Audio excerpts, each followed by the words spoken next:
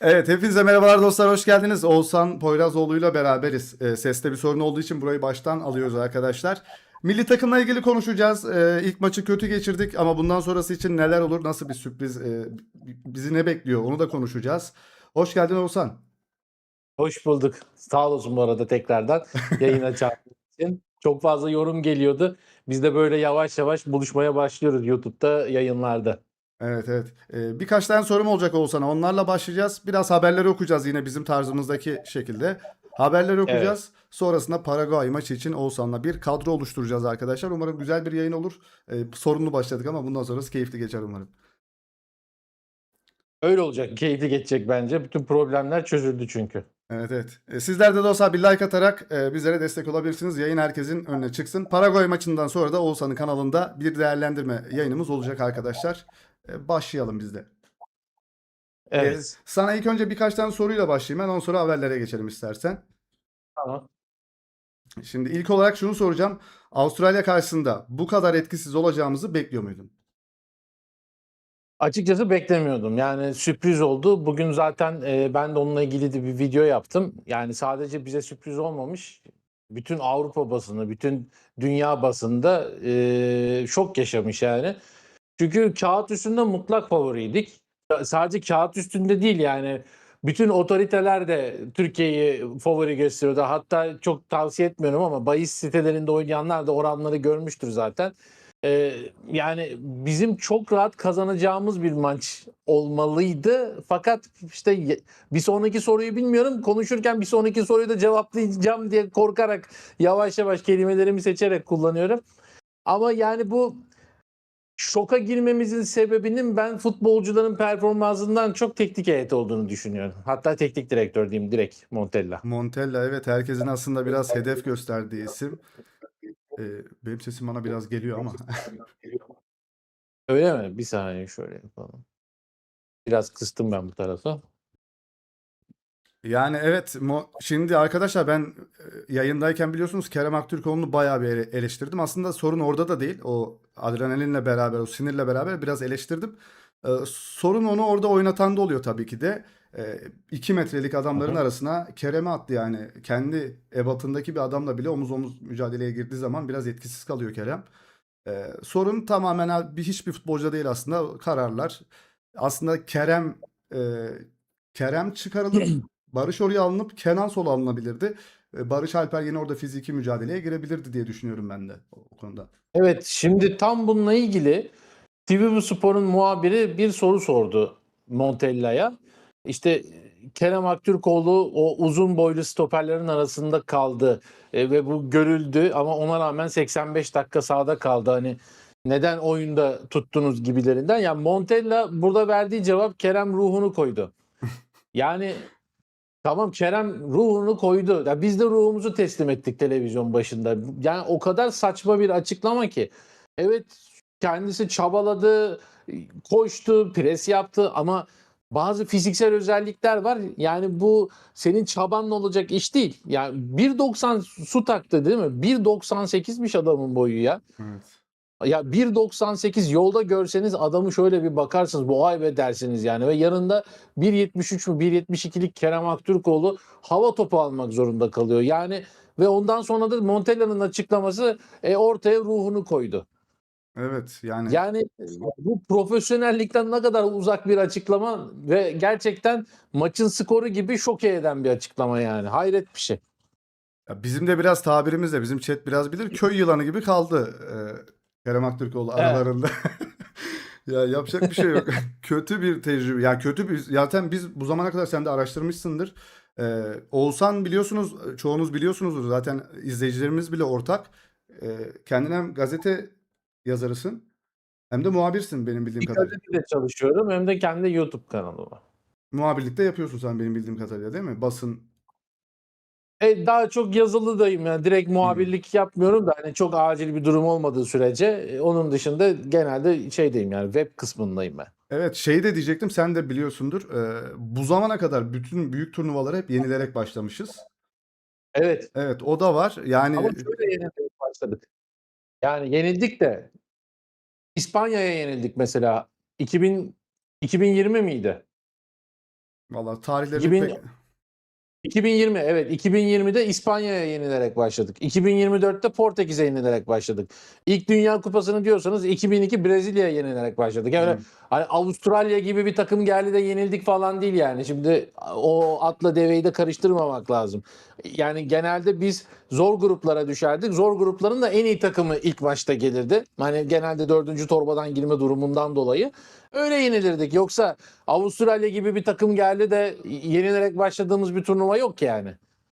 Ya 2008'de de mesela 2008'de de o acayip Avrupa Kupası sezonu vardır ya, Hırvatistan'ı penaltılarda yendik.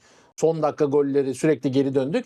Mesela o sene de yanlış hatırlamıyorsam Portekiz ya da İspanya ile oynadık. O zaman da yenilerek başladık. Portekiz'le oynadık. O zaman da yenilerek başladık yani, ama büyük takımlara yenildik. Evet. Yani küçük takımlara değil yani. Bir de şey, bu jenerasyon artık hani bizim bir Belçika'nın bir altın jenerasyonu vardı, Hazard'ların olduğu. Böyle güzel bir Evet. jenerasyonun aslında böyle yenilgiyle başlaması, böyle bir takıma karşı ve bizi maç Evet. öncesinde de biliyorsun küçümseyen bazı açıklamaları oldu karşı takımda oyuncuların ve haklı da çıktılar Zaten sanki onunla biraz. ilgili açıklama yaptılar, evet. Bizim oyuncularımız da onlara karşı bir şeyler söyledi. Söylediğimizde kaldık gibi oldu. Bence bizim Evet. kanımıza dokundu diyorum. Hani bizim damarımıza bastılar demiştim ama sadece bence sanırım biz taraftarların biraz sanki damarına basmış. Oyuncularda pek bir tepki göremedim ben de. Yani şöyle, biz mesela hala takımda şöyle bir şey arıyoruz. Ya takımı gazlayacak bir etken yok. Takımı ateşleyecek bir etken yok. Yani o ateşleyecek etkenler inanın hiçbir takımda yok artık. Biz hala böyle 2000'lerin 90'ların futbolunu falan arıyoruz. Halbuki Evet. dünya, bak, Kuraçao bugün şu anda 6 tane gol yemişti Almanya'dan. Ama bir oyununu görün yani. Adamlar hala bir şey yapmaya çalışıyorlar. Hala o günümüz futbol sisteminde bir şeyler üretmeye çalışıyorlar. Tabii ki yetenekleri belirli sınırlarda ama yani bir takımda bir gazlayacak, bir ateşleyecek, ya bunlar geçmişte kaldı. Artık her şey sistem. Yani resmen futbol artık bir matematik oldu. Ya da ben bazen Premier Lig için kullanıyorum bu tabiri. Tiyatro oyunu gibi resmen pozisyonları ezberliyorlar. Sürekli aynısını deniyorlar saha içerisinde. Hangisinde o tam diamond'ı bulurlarsa da gol oluyor yani. Bir replik ezberler gibi pozisyon ezberliyor artık futbolcular. Ve biz hala şey arıyoruz, yani şimdi isim de vermek istemiyorum, eski teknik direktörler ki hepsini sevdiğim isimler zaten onlar da. Tartışma çıkmasın diye şimdi Galatasaray Fenerbahçe tartışmasına çıkarmamak için isim vermiyorum. Hala o gelsin de işte takımı gazlar, şu gelsin takımı gazlar. Yok abi, bizim öyle bir şeye ihtiyacımız yok. Bizim mantıklı, herkesin kafasında kurduğu bir kadro vardı ve herkes o kadronun dışında farklı bir şey gördü sabahleyin uyandığında. Yani Evet. ben kadroyu görünce Arda neden sağ kanatta oynuyor dedim yani. Neden Barış Alper sol kanatta oynuyor dedim. Bak, Barış Alper, ki Galatasaray muhabirliği yaptığım için de çok iyi biliyorum. Ya Barış Alper'in oynamadığı bir yer kalmadı Galatasaray'da. Sağ bek oynadı, forvet oynadı, merkezde oynadı, sağ açık oynadı. Yeri geldi stopere sokmak zorunda kaldılar bu 4 yıllık periyotta. Hiç sol kanatta oynamadı adam. Yani özellikle maç içerisinde belirli varyasyonlar denerken sola geçmiş olabilir ama genel olarak hiç sol kanatta. Çünkü bu adam sağ ayak. Ve bu adam sol ayağı inanılmaz zayıf. Yani sol ayağıyla öyle orta yapamaz. Zaten niye orta yaptığımızı da bilmiyorum. O da Barış ayrı mı? bir... Yani Barış sol ayağını kullanamıyor bu adam. Sağ ayak da biraz yok ya. Ben biliyorsun, ben söylüyorum her yerde, Galatasaraylıyım ben. Sağ ayak da biraz yok gibi yani. Tamam, sağ ayak anladım ben onu. Yani ya en azından kullandığı ayak sağ ayak. Yani pasını sağ ayakla Evet, evet. falan veriyor. Ama sol ayak gerçekten yani o top çok başka yerlere gidiyor her seferinde ve biz bunu sürekli gördük maç içerisinde. Sonra da işte Barış'a yükleniyorlar. Boşu boşuna oyunculara yüklenmeyin. Yani Evet. bir kaplumbağaya bu ağaca tırman demeye çalışıyor Montella veya bir balığa atla yarış demeye çalışıyor ve böyle acayip bir durumda. Ama şunu da söyleyeyim, 2024 Avrupa Kupası'na başladığımızda o Portekiz maçını hatırlarsanız, hani Samet Akaydın kendi kalemize gol atmıştı falan. Evet. Yani o maçta da çok acayip bir kadro çıkarmıştı. Sadece Samet'in oynaması değil, yani ileri uçta da herkes her yerdeydi. Ne oynadığımızı bilmiyorduk. Neden bu kadroyla çıktık diye eleştirdik. Sonraki maçlarda herkesin kafasındaki kadro çıktı. Montella o bir fantezi yaptı. O fanteziden kurtardı kendini. Herkesin kafasında normal kağıt üstünde olması gerekeni yaptı. Sonra da kazanmaya başladı milli takım. Herhalde şimdi bundan sonraki maçlarda da öyle yapacak ama yani Amerika Avustralya'yı aratır bize yani. Evet, evet, kesinlikle. Eee, O zaman ikinci soruma geçeyim ben. Zaten bununla ilgili çoğu Tamam. şeyi yanıtladık. Aslında belki diğer soruların cevabını bile almış olabiliriz. Bayağı dolu Tamam. dolu geçti aslında ilk soru. Şöyle sorayım. Takım değeri ve kağıt üzerinde favoriydik ama Avustralya duvarına karşı neden hiçbir şey yapamadık? Hatalarımız nelerdi ve nasıl kaybettik? Hatalarımız nelerdi? Şimdi şu şimdi şöyle zaten kime sorsak özellikle ben birkaç tane arkadaşımla maç öncesinde dün yani dün konuştuk. İşte Avustralya'nın nasıl bir top oynayacağı. Bu adamlar 3-5-2 sistemi gibi bir sistemde oynuyorlar ama defans yaparken 5-4-1 gibi bir derin bir defansa geçiyorlar. Bunu yani kimle konuşsam zaten bunu söyledi. Yani bunu herhalde bir tek dünyada Montella bilmiyordu. Bilmiyorum. E, Ve defanslarının çok uzun olduğunu biliyoruz. Yani orta alanda güçlü fizikli adamları tutup bizi sürekli kanatlara vereceklerdi. Bizi sürekli kanatlarda tutmaya çalışacaklardı ve bize mecbur bırakacaklardı orta yapmayı. Ya bunu gördük biz yani ve dedik ki Montella buna karşı acaba ne çözüm bulacak? Bulmamış. Yani Montella'nın bu durumdan haberi bile yokmuş gibi bir kadro çıkardı ortaya. Ve tam da yani bizim hepimizin düşündüğü gibi sürekli kanatlara geçmek zorunda kaldık. Kanatlardan içeriye giremedik. Fizik gücümüz yetmedi ki kanatlarda ilk yarıda Arda'yı oynattı mesela. Hatta ikinci yarının da baş bölümünde Arda'yı oynattı. Orada Arda'nın zaten öyle bir dribling özellikleri yok. Sürekli olarak o yüksek oyunculara hatta bazı toplar bırak ceza sahası önündeki oyuncunun kafasına çarptı yani. Daha Evet. ceza sahasına bile ulaşamadı o yükseklik farkından. Ve bunları Montella göremedi. Bu yüzden de işte kaç tane %78'lik bir top oynama oranı var. 28 tane pozisyon var. 30 şut. Gol yok. 30 şut. Evet. Yani çok acayip bir durum yani. Ya maçtan önce deseler ki Montella'ya bu maç 30 şut çekeceksiniz kaleye. Montella derdi ki 6 gol. o en az 5-6 atmışızdır. Aynen, aynen.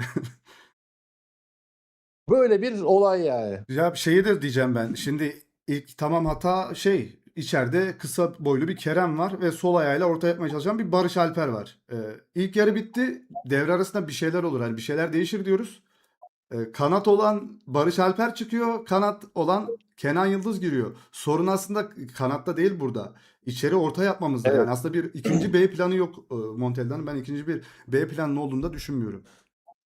Ya bir de yani bir şekilde Deniz Gül'e de güvenmiyor. Yani Evet. tamam Deniz Gül'ün eee, performansı diyeyim. Daha böyle bir kelime kullanayım. Performansı diğer oyuncularımızla eşit seviyede olmayabilir. Ama en azından elindeki tek forvet o. Yani santrafor olan tek isim Deniz Gül. Madem sen ortaya zorlanıyorsun ve bunun dışında bir çözüm bulamıyorsun ve orta yapmak zorundasın. O zaman Deniz Gül'ü al, Kerem'i çıkar. Tamam Barış Alper'i de çıkar. Evet. Kenan'a aldın ama aynı anda senin Deniz Gül'ü de sokman lazım artık. Kesinlikle. Yani Aynısı. Deniz Gül'ü soksun. Deniz Gül atamadı. Kafasına geldi. Avuta vurdu. Direğe vurdu. Oraya. Ya o zaman derdik ki olmadı. Kısmet değildi. Yani en azından bir şeyleri denedik olurdu ve yani olmayacağını yani milli takımın gol atamayacağını ve 60-65'te artık biz hepimiz ikna olduk yani. Bu gol atamayız dedik yani. Hamle gelmedi yani. Kısacası o bizim beklediğimiz hamle gelmedi. Tüm Türkiye'nin aslında ya ben yine dedim bak bakkaldaki adam da aynı şeyi söylüyor. Manavdaki abimiz de aynı şeyi söylüyor. Spor yorumcusu olan eski futbolcu da aynı şeyi söylüyor. Deniz Gül neden girmiyor? Uzunların arasında uzun Evet. bir pivot santrfor lazımdı yani. Hamle yaptı olmadı derdik en kötü yani. Diyeceğim o yani. Tabii. En kötü onu derdik. Evet o zaman üçüncü soruyla devam edelim istersen Oğuzhan. Tamam. Sence bu yenilginin bir numaralı sorumlusu Montella mıdır? Bunu zaten cevabını verdik gibi. Verdim evet. Montella'dır. Ben oyuncuların hiçbirine şu an suç bulmuyorum. Sence bu maçta Montella kadroyu tamamen yanlış mı kurguladı? Bunda da hemfikir gibiyiz sanki. Söyledik de. Evet. Yani Yani aslında olması gereken Arda Güler'in bir şekilde merkezde oynamasıydı ama işte Orkun'u da oynatmak istiyor, Hakan'ı da oynatmak istiyor, Salih'i de oynatmak istiyor, İsmail'i de oynatmak istiyor. Şimdi tabii ki hepsini aynı anda oynatması da mümkün değil. O yüzden de hadi Arda Güler'i biz sağ kanatta oynatalım diyor ama bu sefer de onun gerçekten yeteneklerinden faydalanamıyorsun. Yani milli takımdaki bir sorun da aslında forvetsizliğimizin yanında orta sahanın da çok kalabalık olması. Bu da bir problem ve gerçekten hepsi çok iyi oyuncular. Yani Evet. İsmail de, Salih de, Hakan da, Orkun da, Arda da, yani yani insanlar seçerken zorlanıyor yani. Montella da zorlanıyor. Bu konu, bir tek Montella'ya ben herhalde bu konuda hak veriyorum. Orta sahaya kimi seçeceğim noktasında. Onun dışında bir şeye hak vermiyorum. Bu arada Arda Güler, evet, dediğin gibi sağ kanatta sağ açık oynatıldı. Madrid'de zaten Real Madrid'de bunun olmadığını anladıktan sonra zaten 6-8 oynamaya başladı Arda ve bundan sonra zaten parladı ve yıldızlaştı, biliyoruz bunu. Evet. Sen de çok yakından takip ediyorsun zaten hem Arda'yı hem Real Madrid'i. Arda Güler bu maçta şut rekoru kırmış, yani çok fazla şut çekip golle buluşamayan Ronaldo ile birlikte bu rekoru paylaşına dair bir haber gördüm. Cristiano Ronaldo ile, Hadi evet. ya. Arda Güler hatta kariyerindeki de en çok şut çektiği maç bu maç olmuş. Fazla şut ama isabet yok. E, Bir frikik var sanırım. isabet ne yapsın yani? Evet. Sonuçta karşısında resmen 11 kişi kapanmış bir takım Evet. var. Ceza sahasında atabileceği hiç kimse yok. En azından uzaktan deneyim diye. Abdülkerim bile şut çekti. Evet. Azıcık şanslı olsaydık yani inanılmaz bir belki de var. Maçın en iyi şutunu Abdülkerim çekti. Evet. Goller de dahil. Ya azıcık şanslı olsaydık yani biraz 2 santim sağda olsaydı direğe çarpıp içeri girecekti o top. Kısmet. Onda da yapacak bir şey yok. Eğer o gol olsaydı zaten olay başka bir yere giderdi bence. Yani bir şekilde ilk golü atabilseydik zaten Avustralya açılacaktı. Açıldıktan sonra zaten o Sutaklar falan ne kadar yüksek adamlar olursa olsun çok ağır adamlar. İşte o zaman Barış Alper solda da olsa işine yarardı. O zaman Kerem Aktürkoğlu'nun hızı işine yarardı ama Evet. sen onu açamadığın için onlar yani geniş alan oyuncusu. Dar alanlarda ki Kerem bence Fener'e geldiğinden beri de dar alanlardaki o etkinliğini bayağı bir kaybetti. Yani Benfica'da Evet. dar alanlarda Pavlidis'le inanılmaz paslaşmalar yapıyordu küçücük alanlarda. Fener'de onları yapma bir senede bence o özelliği de biraz köreldi. Onu da çok net görüyoruz yani. Evet. Buradan sonra biraz soruları hızlandıralım, cevapları da hızlandıralım. Çünkü haberleri okuyacağız. Bir de kadro yapmak istiyorum seninle. Sanırım buradan sonra vaktin biraz kısıtlı senin. Hızlı hızlı istersen buraları geçelim dördüncü soruyla beraber. Maçın ilk 11'lerini gördüğünde bu kadroyla çıkılmaz dediğin Montella'nın oyuncu seçimlerindeki hatalar neydi? Yani bu da benzer sorular aslında. Ya ilk 11'i Hı gördüğünde hı. bu adamın bu maçta ne işi var dediğin bir oyuncu var mı? Öyle sorayım, düzelteyim soruyu mesela. Şöyle bu adamın bu maçta ne işi var dediğim değil de bu adamın burada ne işi var dediğim Arda oldu. herhalde. Belki işte Kerem Aktürkoğlu yerine direkt Deniz Gül'le ilk 11 başlayabilirdi. Ama işte bu şunu gösteriyor. Yani Montella hiç dersine çalışmamış. Öyle bir terim vardır ya, dersine çalışmamış falan. Ben onu çok klişe bir terimdir ama bazen cuk oturur. Yani bu tam cuk oturmuş. Çünkü Avustralya'nın ya girdi ya şeyden ya bak adres veriyorum ya. Ben de genelde oradan bakıyorum abi. Çok basit şeyler bunlar. Transfer marka giriyorsun. Avustralya yazıyorsun veyahut da hangi takımla oynayacaksan onu yazıyorsun. Bütün geçmiş maçları, istatistikleri, ne olmuş o maçlarda hepsi takır takır yazıyor. Yani çok da bir şey değil yani. Ve oradan baktık biz işte Meksika ile Avustralya şey yapmış. 31 Mayıs'ta yanlış hatırlamıyorsam hazırlık maçı yapmış. Burada ne oynadıysa orada onu oynamışlar. Bir tek Sutak yok işte. O da bir sakatlık mevzusu varmış ya. Onu iyice şey yapmışlar, beklemişler. Ya burada bugün ne oynadıysa aynısını oynamış. Çok basit yani. Ya bu kadar karmaşık bir şey değil ama Montella nasıl çıktıysa bir ezbere bir kadrosu var. Hiç değişmiyor. Onunla çıktı abi. Orada bir Samet'i en sonunda sosyal medya baskısıyla artık oynattırmıyoruz. Evet. Bir şekilde onu kırdık Montella'da. Yani, Yani onun dışında aynısını oynatıyor yani. Karşında İtalya'da olsa, karşında Brezilya'da olsa, işte Curaçao'da olsa aynısını oynatıyor. Değişik bir şey yapmıyor ki. Montella'nın şansı acayip bir jenerasyona denk geldi adam. İşte takım yeniyor bir şekilde. En azından buraya kadar. anladım. Beşinci soruyla devam edeceğim ama bu soruyu biraz kısaltacağım çünkü aslında çok cevabını bunların da verdin ilk soruda. Oyuncu değişiklikleri, zamanlaması ve oyuncu değişim tercihleri hakkında ne düşünüyorsun? Şunu sorayım ben aslında sana. Montella olsaydı, Montella'nın yerinde olsaydın, Kerem'i kaçıncı dakikada çıkartırdın? Oraya bir pivot alırdın ya da daha farklı. Zaten şöyle diyeyim, anladım. Aslında ben Montella'nın yerinde olsaydım Kerem'le başlamazdım. Ben de. O ayrı bir mevzu ama hadi diyelim Kerem'le başlamışım. Muhtemelen ben Can Uzun'u direkt santrofora koyardım ilk olarak. Yani ikinci yarıda. Bir Deniz Gül diyorum ama bir de Can Uzun faktörü O var. da kısa değil Evet bu Can Uzun arada. Boyu da kısa değil He? Can'ın. Can'ın boyu da kısa değil mesela. Can'ın boyu kısa değil. Bir de şöyle bir şey var. Yani Can geçtiğimiz hazırlık maçında dar alanlarda da çok güzel işler yapabildiğini gösterdi. Yani bu sıkışık forvette, pardon, sıkışık defans hattında o tek pasları çok güzel yapabildiğini gösterdi. Kerem bunları mesela yapamadı. İkinci yarıya girerken nasıl Kenan'ı aldıysa oyuna, Kerem'i de çıkarıp Deniz Gül ya da Can Uzun'u oraya almalıydı. Yani ben kesinlikle ilk 45 dakikada bunu yapardım ama dediğim gibi ben zaten kadroyu böyle de oluşturmazdım yani. Bir şekilde Orkun'la Hakan'ı yan yana oynatabilirim. Orkun da illaki 10 numara pozisyonda oynamak zorunda değil. Evet. O da alışık o 6-8'e.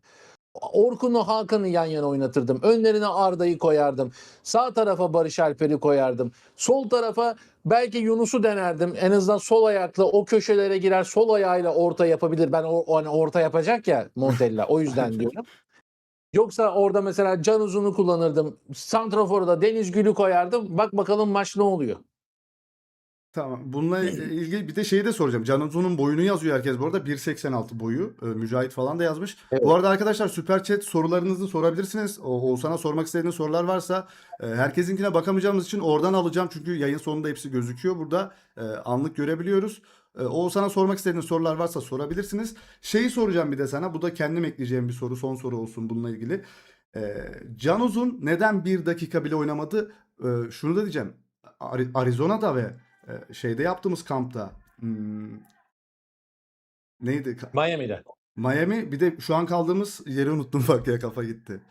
Vancouver mı? Vancouver'da yaptığımız idmanlarında böyle kampın yıldızlarından birisi attığı çalım videolarını belki görmüşsündür idmanda. Böyle 5-6 Evet, oyuncuyu evet. falan dizip yaptı. Şunu soracağım. Can Uzun neden bir dakika bile hani süre almadı? Can Uzun olsaydı milli takım kampını terk eder miydi? Bak bu kadar soruyorum sana. Biliyorsun. Terk etmezdim. Tabii ki terk etmezdim de yani bunun sorunun cevabını zaten ben değil Montella'nın vermesi lazım. Ama onun yerine verecek olursam ben herhalde Montella herhalde bugün maçı kazanmak istemedi. Ne bileyim. Yani bir açıklaması yok yani. Evet. Ben Can Uzun ha girdi ha girecek dedim. Can Uzun oyuna girmedi. Yani böyle enteresan bir olay oldu. Ee, Yani kelimeler kifayetsiz kalıyor bu noktada. Evet. Yani Arda'yı oynatmamak, Kenan Yıldız'ı oynatmamak gibi bir şey Can Uzun'u oynatmamak şu an yani. Kesinlikle Ki öyle. Can Uzun zaten şöyle de bir şey var. Mesela Can Uzun'la ilgili transfer haberleri var. Evet. Öyle Fenerbahçe diyorum. Galatasaray falan böyle alttan bir şeyler yokluyor ama ya Can Uzun'u gerçekten Avrupa'nın büyük kulüpleri şu an takip ediyor. O yüzden o transferde yattı gibi bir şey. En azından benim oradaki bazı isimlerden duyduğum o transfer komple bitti gibi bir şey yani Galatasaray için. Şunu da soracağım. Bu da şu an anlık aklıma gelen sorulardan bir tanesi. Aslında haberlere geçecektik de bir an aklıma geldi. Mourinho Türkiye'nin Dünya Kupası maçlarını izleyecek diye bir haber görmüştüm. Arda Güler'e de İzler. bununla ilgili karar verecek. Şimdi ilk maçta ilk yarıda e, Avustralya maçında Arda ilk yarıda çok tutuktu biliyorsun. Bir de Hı hı. zaten olmayacak olan bir bölgede oynadığı için zaten tutuktu. Orkun'u oynatabilmek için dediğin gibi de zaten. Orkun oynasın diye Arda sağ tarafa kaydı. Sonrasında maçın işte Kenan girdikten sonra Arda 10 numara pozisyonuna doğru geldi. Ş- Evet, zaman zaman topu da alıp zaten o taraflara Sonra geçiyor. Kenan'la da çok iyi oynadılar aslında son bölümde. Evet. Şeyi diyeceğim şimdi. Bu performanslar bu şekilde giderse dizilişler yine Montella biliyorsun inatçı da bir teknik adam.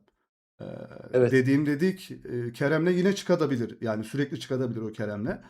Yine aynı şeyler olursa yine Arda sağ kanada kayarsa Orkun oynasın derse buradaki bu kötü performans Real Madrid'deki geleceğini etkiler mi mesela Arda'nın? Son sorum da bu olsun bu olaylarla ilgili.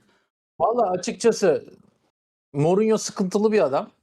Ters bir adam. Özellikle ben de birkaç kere görmüşlüğüm var. Hakikaten yani böyle yan yana olmak istemeyeceğiniz biri böyle bir yerde. Her an böyle gelip bir şekilde seni ezikleyebilir. Yani inanılmaz bir egoist. Ama bence şu an Mourinho bu maçı izlediyse demiştir ki ya bu Montella ne yapıyor deyip kapamıştır. Yani bana da kötü örnek olmasın demiştir yani adam.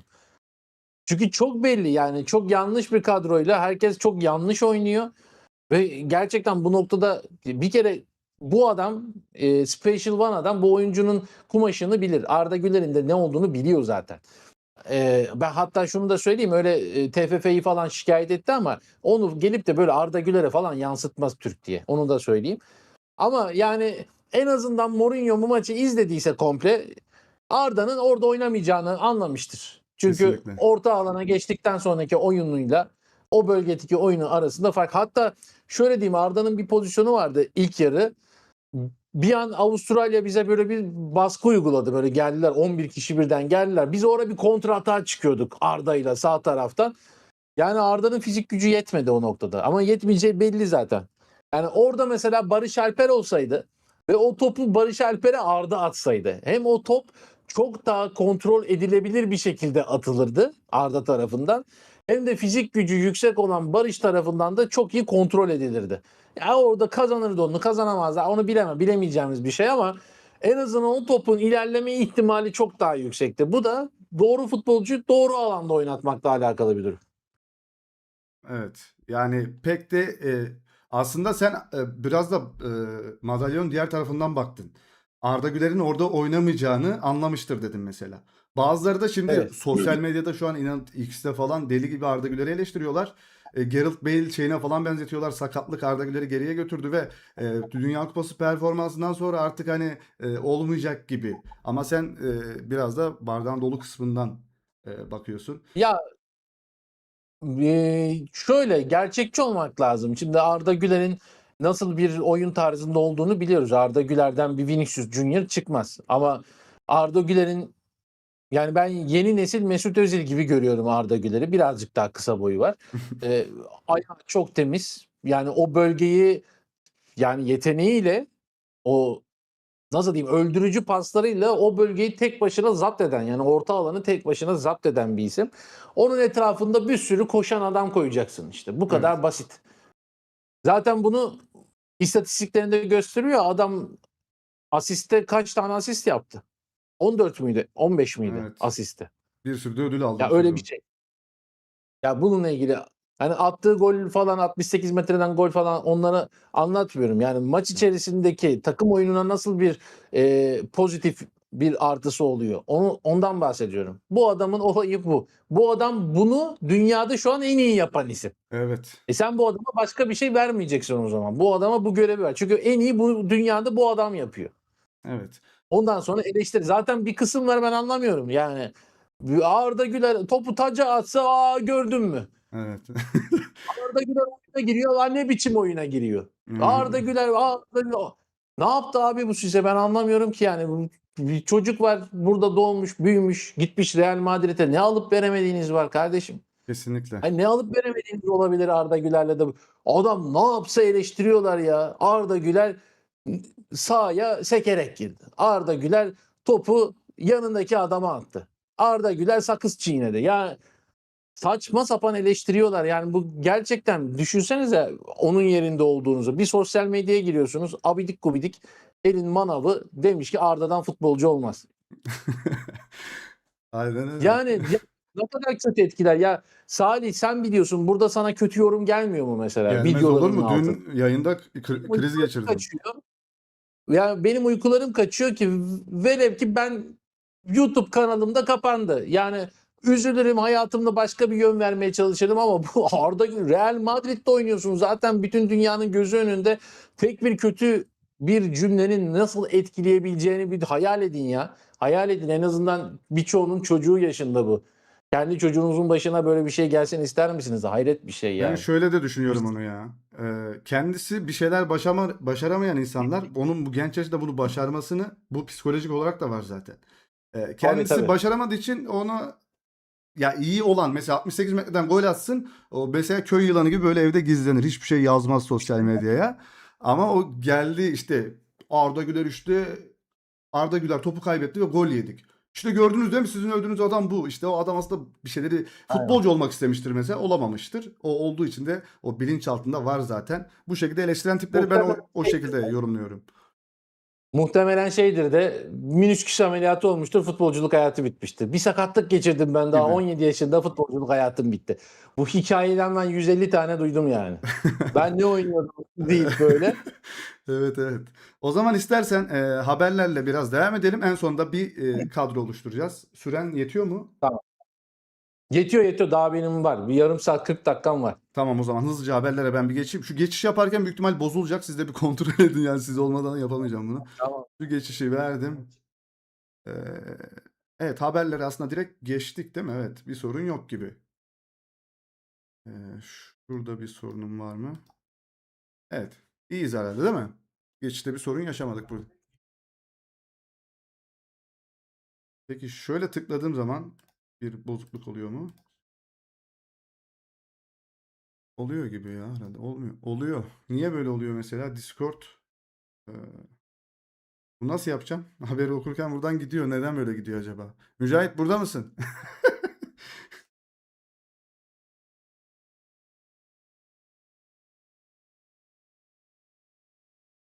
Evet, olmuyor bu. Nasıl yapacağım? Problem yok diyor. Ses gitti mi? Ses gidemez ya. Hani Allah Allah.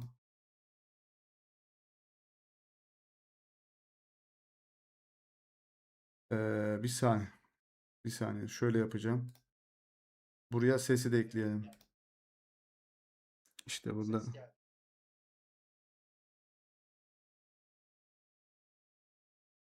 Ses gidiyor. Bu neden gidiyor? Mücahit, bununla ilgili bir şeyin var mı acaba? Şu an görüntümüz de yok gibi.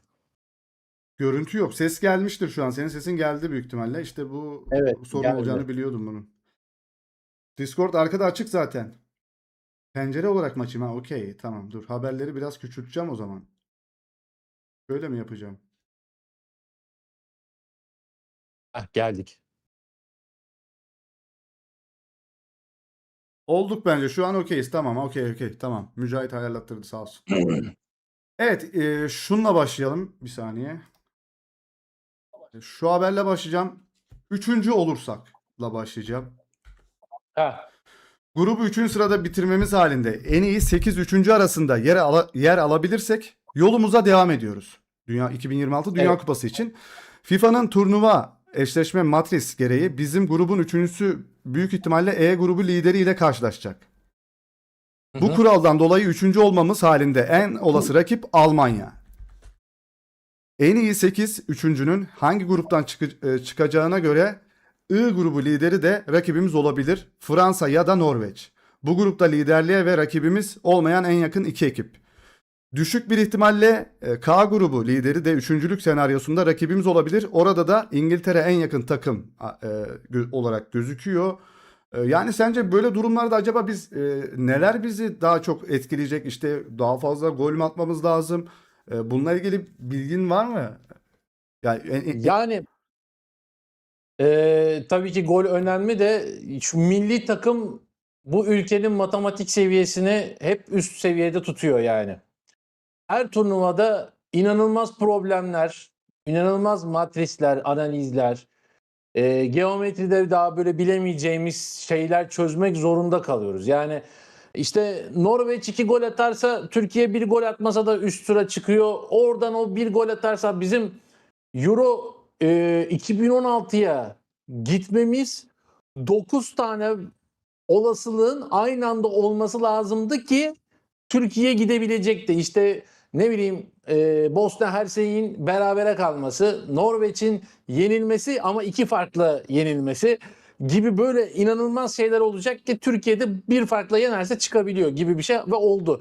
Yani gerçekten her turnuvada inanılmaz bir matematik çözüyoruz. Yani o oradan evet. 3 puan gelir. Burada kazansak da 3 golle kazanırsak. İşte berabere kalırsak ama karşı taraf 2 gol fazla yerse. Hani niye bunların içindeyiz? Asıl bunu sorgulamak lazım. Yani her seferinde böyle problemler ama dediğim gibi eğer bu takım olur da üçüncülük olur, en iyi üçüncüler arasına girer ve bu takımlardan biri gelirse zaten yani izleyeceğimiz de Dünya Kupası'ndaki son maçımız olur.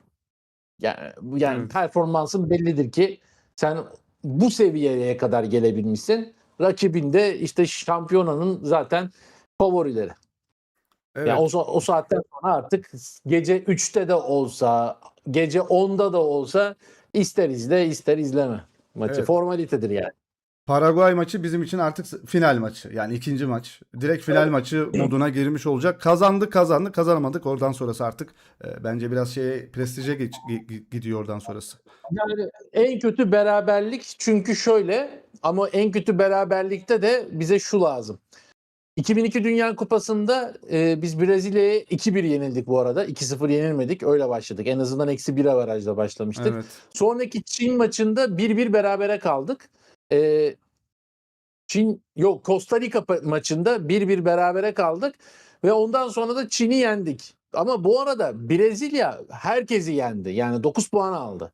Ve o yüzden de biz 4 puanla bir üst tura çıkabildik. Ama şimdi burada Avustralya gider Amerika'ya kaybeder, Paraguay'a berabere kalır, puanlar karışırsa o zaman, yani şöyle söyleyeyim, 2 puanla ya da 3 puanla grup sonuncusu da olabiliriz. Yani böyle enteresan şeyler de olabilir ki bu Fransa'nın başına geldiydi. Bir turnuvada, hangisinde hatırlamıyorum. Evet. Ya bizim aslında şey de olmak gerekiyor değil mi? 4 puanla grubu üçüncü bitirsek de bir şansımız olur. Yani bir beraberlik, Yani bir bence galibiyet.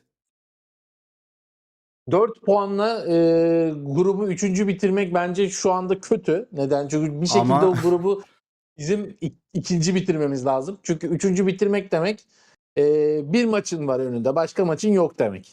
Böyle işte çıktın ama işte bir hafta uzattın turnuvadaki heyecanını demek ki. Ben milli takımın çok daha ileri bir noktaya gidebileceğini düşünüyorum. Çünkü şöyle de bir şey var. Grup lideri olabilseydik, yani bu maçı kazansaydık, grup liderliğini oynayabilseydik, zaten ondan sonra gelen fikstür bizim için çok avantajlıydı. Çeyrek evet. finale kadar zor takım gelmeyecek gibi bir şeydi. Hani olur, ne bileyim, atıyorum Fransa grubunu üçüncü bitirir, olmaz da bize denk gelir, öyle de şanssızlığımız da var. Hani Olur. öyle de bir durum olmazsa, yani şansımız iyiydi yani aslında. Ama ne yazık ki Montella İşte beni de etkileyen o iletişim. zaten. Montella'dan dolayı benim biraz şeylerim kırıldı böyle artık. Hani işte olmayacak gibi hissediyorum. Aslında kadro inanılmaz. Yani biz milli takım tarihimizin en inanılmaz kadrosu yani. İnanılmaz takımlarda oynuyorlar. Ama işte yanlış kadro tercihleri, yanlış isim tercihleri. Maç Ya bu bence arada. onu düzeltecek. Bence herkesin kafasındaki kadro neyse Montella onunla çıkacak bir sonraki maç. Bak mesela Kerem ABD maçında santrfor oynasaydı bir şeyler yapabilirdi bu arada. Ama bu maç değildi o maç. ABD maçında, evet, ABD zaten çok açık bir futbol oynayacak. Evet. Kazanmak isteyecek. Hem de böyle güzel kazanmak isteyecek. O yüzden yani orada da işte sıkıntı, ben Merih'in çok şey olduğunu gördüm. Yani pozisyon bilgisinin biraz zayıfladığını gördüm ki Arabistan'da bu çok normal. Çünkü e, Evet. neydi, hep unutuyorum bu bize gol atan adamı. Udokai mi ne, öyle bir değişik bir ismi vardı. Evet. İran Kuda mı? İran İran Kuda mı? Kuda mı? Öyle bir, Öyle bir şey evet. evet, Siyahi öyle bir oyuncu. şey. Ha, yani o topu aldı, nasıl öyle tek ayağıyla geçirdi? Yani Merih öyle etrafında baktı. Sonra yetişemedi de. Halbuki Merih bir adım öndeydi adamın yani. Ve yetişemedi. Sonra da gol oldu. Tabii Arabistan'da böyle pozisyonlar görmüyor. Yani Evet. Juventus'ta oynarken çok görüyordu. O zamanlar çok sağlam bir Merih vardı zaten. Ama Arabistan'da artık rahat, öyle bir adam yok. Öyle zorlu bir adam yok yani. O Ş- yüzden de bu performans düşüyor. Her ne kadar ikili mücadelelerde bir şey yapıyor, işte topa tek dokunuyor, topa müdahale ediyor, bunlar görünse de aslında bu hemen hemen bütün üst düzey stoperlerin yapabildiği şeyler. İyi stoper tam böyle bu gol pozisyondaki pozisyonlarda belli oluyor. Mesela Rudiger de benzer pozisyonlarda sürekli hata yaptığı için eleştiriliyor. Şimdi yerine birini arıyor Real Madrid. Onun gibi bir şey. Evet. O bize gol atan oyunculardan bir tanesi. Tam bilmiyorum ama haberini gördüm. Leicester City'de kadroya giremeyen adam bize gol atmış ya. Bizim oyuncular Real Madrid'de Olabilir. işte falan filan da oynuyor yani. Juventus'ta falan oynuyorlar yani garip. Olabilir. Yani bu şeye benziyor. İşte Bodo Glimt işte 62-63 milyon euroluk bir kadro değeriyle Şampiyonlar Ligi'nde son 16'ya kadar geldi Bodo Glimt. Bu Evet. buna benziyor. İyi teknik direktör, iyi sistem ve o sisteme uygun oyuncular, biraz da mantık. ve başarı geliyor yani. Çok zor bir şey değil. Evet. O zaman birkaç tane açıklamalar var. Avustralya Teknik Direktöründen, oyunculardan. Onlardan biraz okuyalım. O şekilde ilerleyelim istersen. Tony Popovic, birçok kişi için bu sonuç şok olabilir ama bizim ve futbolcularımız için şok değil diyor. E, O kadar inançlı bir şekilde gelmiş. Benim için çok sıradan bir şey diyor adam. Ya onu şimdi sallamasın. Muhtemelen formasını yemiştir maçtan sonra. Yani unutamayacağı bir gündür. Bugünün dövmesini falan yaptırır o Büyük arkadaş. ihtimal. Ama tabii ki kameralar karşısında ne diyeceksin ki? Evet. Ya inanılmaz mutluyuz. Dünyanın en mutlu takımıyız falan demeyecek tabii ki de. Tabii yani biz inanamıyoruz. Biz de inanamıyoruz. Nasıl yendik ya biz falan diyecek hali yok. Yani böyle konuşacak. Çok politik ama o gol atan futbolcuların formalarını yiyordur o şu anda. Evet. Devam edeyim ben açıklamalarla. Popovic yine neler diyor? Türk takımıyla ilgili ne biliyorsak sahada bunu gördük. Çok yetenekli futbolcuları var. Onlara karşı iyi savunma yapmamız gerekiyordu ama şunu da gördük. Belirli bölgelerde onları sıkıştırabileceğimizi hissettik ve bu konuda başarılıydık. Dersine bu arada çok iyi çalışmış. Birinci dakikadan 90. dakikaya kadar çalışmış. Bizim teknik heyet hiçbir şey çalışmamış bence. Asla bir B Bunda ben planı de görmedim. katılıyorum. Asla bir B planı Bunda yoktu. ben de katılıyorum. Yani kesinlikle burada söyledikleri de doğru yani. Öyle politik falan davranmıyor. Gerçekten adam hepimizi kitledi yani. Evet. Bizleri ekran başında kitledi. Minileri de sahada kitledi yani. Evet. İran Kunda senin adam. O da açıklamalar İran yapmış. Kunda Ee, bu Süper Lig'e getirelim o. Ben de Balogun'u istiyorum ya Süper Lig'e. Çok yakışır bizim lige bu arada Balogun.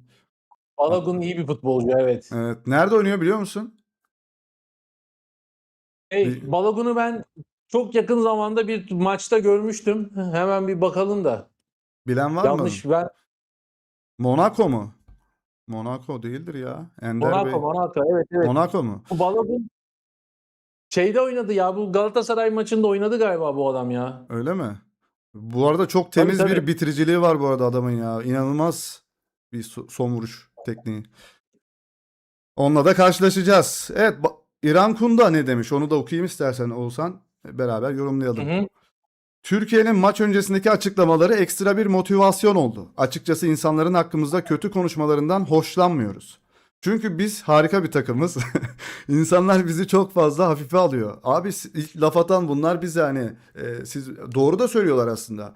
Hani siz buraları Tabii. bilmezsiniz, biz buraları biliriz. Ya senin oynadığın kıtada oynayan takımlar kim buraya gelmek için? Bizim oynadığımız takımlar kim değil mi Oğuzhan yani? Biraz Tabii. Sen Avustralya bu arada doğru atmışsın. Kusura bakma kestim. Evet, Monaco maçında Balogun ilk 11 oynamış. Çünkü hatırlıyorum yani çok yakın zamanda o adamı takip etmiştik bir şeylerde. haberlerle ilgili mi? Yok yani maç içerisinde şeyini falan yani Balogun'u takip etmiştik Monaco maçından. İlk 11 oynamış, evet. Evet ben yine devam Yani ediyorum. Söyle söyle varsa bir şey. evet. Bu konuda evet yani biz Asya'dan katılsak zaten bütün turnuvalara katılırdık. En azından tarihimizde de en az 3 Asya kupası olurdu. Evet. Ve bütün dünya kupalarına zaten katılırdık. Yani şöyle söyleyeyim, ben Avustralya Ligi tamamen Avrupa'daki oynayan oyuncularla tutuluyor zaten Avustralya milli takım ama yani kendi liglerine bir bakmaları lazım bunu söylemeleri için. Geçtiğimiz yıl Dünya Kupalar Günü yapılmıştı ve o gün işte İspanya Kral Kupası o güne verildi. İngiltere'deki kupalardan biri o güne verildi. Almanya'da bir kupa o güne verildi falan, böyle bir sürü o bir gün yanlış hatırlamıyorsam 22 Mayıs falan gibi bir şey olması lazım. Böyle sürekli final maçı izledik o gün. Böyle bir şey yapıldı da bu sene yapılamadı. O FIFA tutturamadı bu sene. O geçen sene Avustralya Ligi'nin de kupası yapıldı. Şöyle bir statta oynandı maç. İnsanlar sağda solda spor yapıyor, piknik yapıyor. Koşanlar, bisiklet sürenler var. Onların önünde 250 kadar insan bir kalabalık yapmış maç izliyorlar. Ve Avustralya Ligi'nin final maçı. Kupa kaldırılacak, tören yapılacak. Federasyon başkanı falan orada. Ya ilgi bu kadar ve sahada bir oyun var. Ben gerçekten çok sıkıldım. Yani Şimdi örnek vermek gerekirse halı saha futbolu gibi bir futbol oynanıyordu sahada. Zaten bir gol atıldı. O gol bir ona çarptı, bir ona çarptı falan, böyle bir çok şansa. Sırf o maçı, yani Avustralya'dan bir maç izleyeyim, çok merak ettim diye açıp izlediğim bir maçtı. Hı hı. Yani çok da öyle, evet biz birazcık küçümsedik, onu kabul ediyorum, ama yani Avustralya'da da öyle futbol falan çok da tutulan bir spor değil. Yani her sene Kriket. Asya'da olduğunuz için gidiyorsunuz yani. Kriket oynuyorlarmış herhalde. Krikette bir şey diyemem. Krikette iddialılar yani. Evet, evet. Futbolda da öyle gibiler bence ya. Şimdi Ya bu bizim bence şöyle defomuz söyleyeyim. gibi oldu ya sanırım, bu bizim kapalı takımlara karşı. Biz şu an oynayamıyoruz. Bu demek ki her takım bize karşı böyle oynasa biz hiçbir şey yapamayacağız. Yani. Öyle. Ama her takım böyle oynamaz. Paraguay'ın oyuncuları da birazcık seri oyuncular. Bence çok kapanacaklarını düşünmüyorum, ama tabii bu maçı görüp fikir değiştirmiş olabilir teknik direktörleri. Evet. Ee, Ama Avustralya'nın bence nasıl bizim iyi bir jenerasyonumuz var, onlar da bir jenerasyon yakalamışlar, ama dediğim gibi onlar da birazcık şeyle işte Avrupa'daki futbolcuları sayesinde oluyor bunlar. Evet. E, İran Kun da yine neler demiş? Türkiye topa sahip oldu, biz golleri attık. Yani istediğin kadar topa sahip ol, istersen eve götür derler ya. %80'le mi Evet. oynadık? Kaçta oynadık? İşte eve götürelim topu ama adamlar aldı maçı. 8'de. 78. Öyle bir açıklaması var. Yani ne diyeceğim? Adam kazandı, adam attı, adam kazandı yani. Evet, boyu falan da kısa bu arada arkadaşın, yani gol atan. Ama çok seriydi yani. Çok seri, çok seri, evet. Fakat bunu al mesela Avrupa'da bir kulübe, bu Hiçbir şey yani yapamaz. öyle çok da parlamaz. Evet. Fizikten ötürü. Biraz da biz tabii gaza getirmişiz. O ayrı mevzu da. Evet, söylüyor. İran Kun'da Türk oyuncuların maç öncesindeki açıklamaları bizi motive etti diyor zaten yine tekrardan. Evet. Evet, yayından görebiliyor musun bilmiyorum ama altın jenerasyonlu takımla Montella'nın hücum planı dediğimizde Kerem Aktürkoğlu Devler Ligi'nin içinde kalmış burada. Ya çok çok iyi fotoğraf ya. Çok iyi fotoğraf. Yani orada yalnız kurt gibi geziyor. Şunu bir kapatayım ben. Merih Demirel neler Monte demiş? Ha, varsa bir şey. acaba bazen teknik direktörler şey olur ya, böyle bir refleks verir. Böyle kafa atar gibi, kendi atar gibi. Evet. Acaba Montella hiç yaptı mı Kerem'e top gelirken? Vur oğlum falan diye. Vallahi bence Yapmış bile olabilir yani. Çünkü gerçekten Montella'nın beklentisi oydu bence. aynen Kerem'den kafa değil mi? Evet, şöyle Merih Demirel'in açıklamaları var. Bizim ülkemizde kötü günler abartılıyor, iyi günlerde de çok yukarı çıkartılıyor. Abi biz 24 yıl bekledik. Bu hani kötü bir gün derken insanlar sabahın Yani 6'sında kalkıp meydanlardaki fotoğrafları biliyorsundur. Ee, biliyorum. Amfiteyatrolarda falan nasıl toplanmışlar. Ben de öyle gittim ki arkadaşlarla, ne zamandır planını yapıyorduk bugünün. Sabahleyin erkenden uyandım. Gittim yarım saatlik yola. Sonra bir Evet, de döndük. evet, Yani 4'te üzüntülü kalkıp bir şey. gidenler varmış. 4. Beni yani bu açıklamayı yapma, özür diliyoruz de. Bunu istemezdik de. Bundan sonra çok daha iyi olacak de. Mesela Can Uzun bir paylaşım yapmış. Daha 2 2 mi? maçımız var. Aynen, mükemmel bir açıklama. Kadar. Yani söylemesi gereken bu. Yani yok işte hemen abartıyorlar da kötü günde de hemen biz, ya abi şu an onu söyleyecek noktada değilsin. Aradan geçer bir sene, 2 sene, bir programa çağrılırsın, söylersin bunu da, maç sonrası bunu söyleme ya. Ama Can Uzun'un açıklaması gerçekten biraz böyle umut doldurdu yine benim içimi. Hani oynamamasına rağmen düşünsene, çok iyisin. 1 dakika bile süre almıyorsun ve inanılmaz böyle bir açıklamada geliyor yani. Ben sana sorduğum soruyu hatırlıyorsun. Milli takım kampını terk eder miydin? Oynatılmadı onu mesela. Absürt bir soru ama adamın yaptığı açıklamaya bak. Evet, bunu da gördüm ya, 77 milyon euro. Evet, bunu da soracağım şimdi. Avustralya milli takımı kadrosunun toplam piyasa değeri 77,5 milyon euro. Arda Güler'in piyasa değeri 90 milyon euro. İşte bu verdiğim örnek ya, Bodo Glimt Şampiyonlar Ligi'nde neler yaptı, işte 63-64 milyon euroluk takım. Böyle bir şey. Sistem, doğru oyuncular, doğru çalışma. Evet. Sonuç bu. Sana sorduğum soru da buradan aklıma gelmişti. Milli takım kampını terk etse hakkıdır diye paylaşmış bazı sayfalar. Ya Can milli Uzun için. takım terk edilmez abi, o milli takım ayrı bir şey ya. Şey öyle yaptı değil mi? Ben haberlerini de yaptım ama kalecimiz Lille oynayan Berke. kale Berke. Berke şöyle bugüne kadar birkaç defa milli takımın terk edilmesi durumu oldu futbolcular tarafından. Ben hepsini yanlış buldum ama bulduğum bir tanesi vardı. O da Volkan Demirel'in yaptığı. Çünkü Terk o etmişti. çok başka bir noktaya gitti o durum. Ee, Yani doğru bir, yani yine bence de daha böyle metanetli davranabilirdi belki, bilmiyorum ama haklı görebileceğim bir tek ayrılışı, onun dışındaki hiçbir şeyi haklı görmüyorum ben milli takım. Yani şunu da söyleyeyim.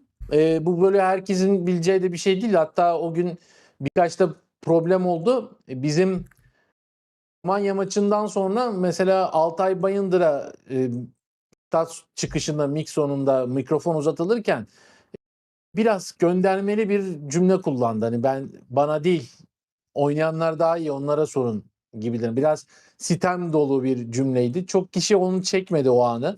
Birkaç kişi de çekti. Çekenlerden biri de bendim. Elimde var görüntü hatta. Ama aramızda konuştuk, dedik. Yani bu dedik şimdi dedik tartışma, kavga çıkarır. Şimdi zaman geçti diye artık söylüyorum. Biz o zaman bunu paylaşmama kararı aldık. Bence o da yanlış. Yani o tarz sistemler de yanlış. Altay'ı da seviyoruz, biliyoruz ama şu anda Uğurcan'ın performansı daha yüksek yani Evet. Altay'a göre. O yüzden de kim olsa kaleye direkt zaten Uğurcan'ı yazar. Ki ikinci yediği gol kesinlikle hatalı bir goldü. Yani Uğurcan orada o topu nasıl çıkaramadı, ben hayret ettim. Evet. Ona rağmen gene Uğurcan'ı yazarım yani. Çünkü ne yazık ki diğer kalecilerimiz onun kadar şu anda ümit vermiyor. Yine de çok fazla gelemese de Avustralya milli takımı çıkardığı bir iki topta var Uğurcan'ın ve yediği gollerden ikisi de sanırım önünde seken top. Yani seken top bilirsin.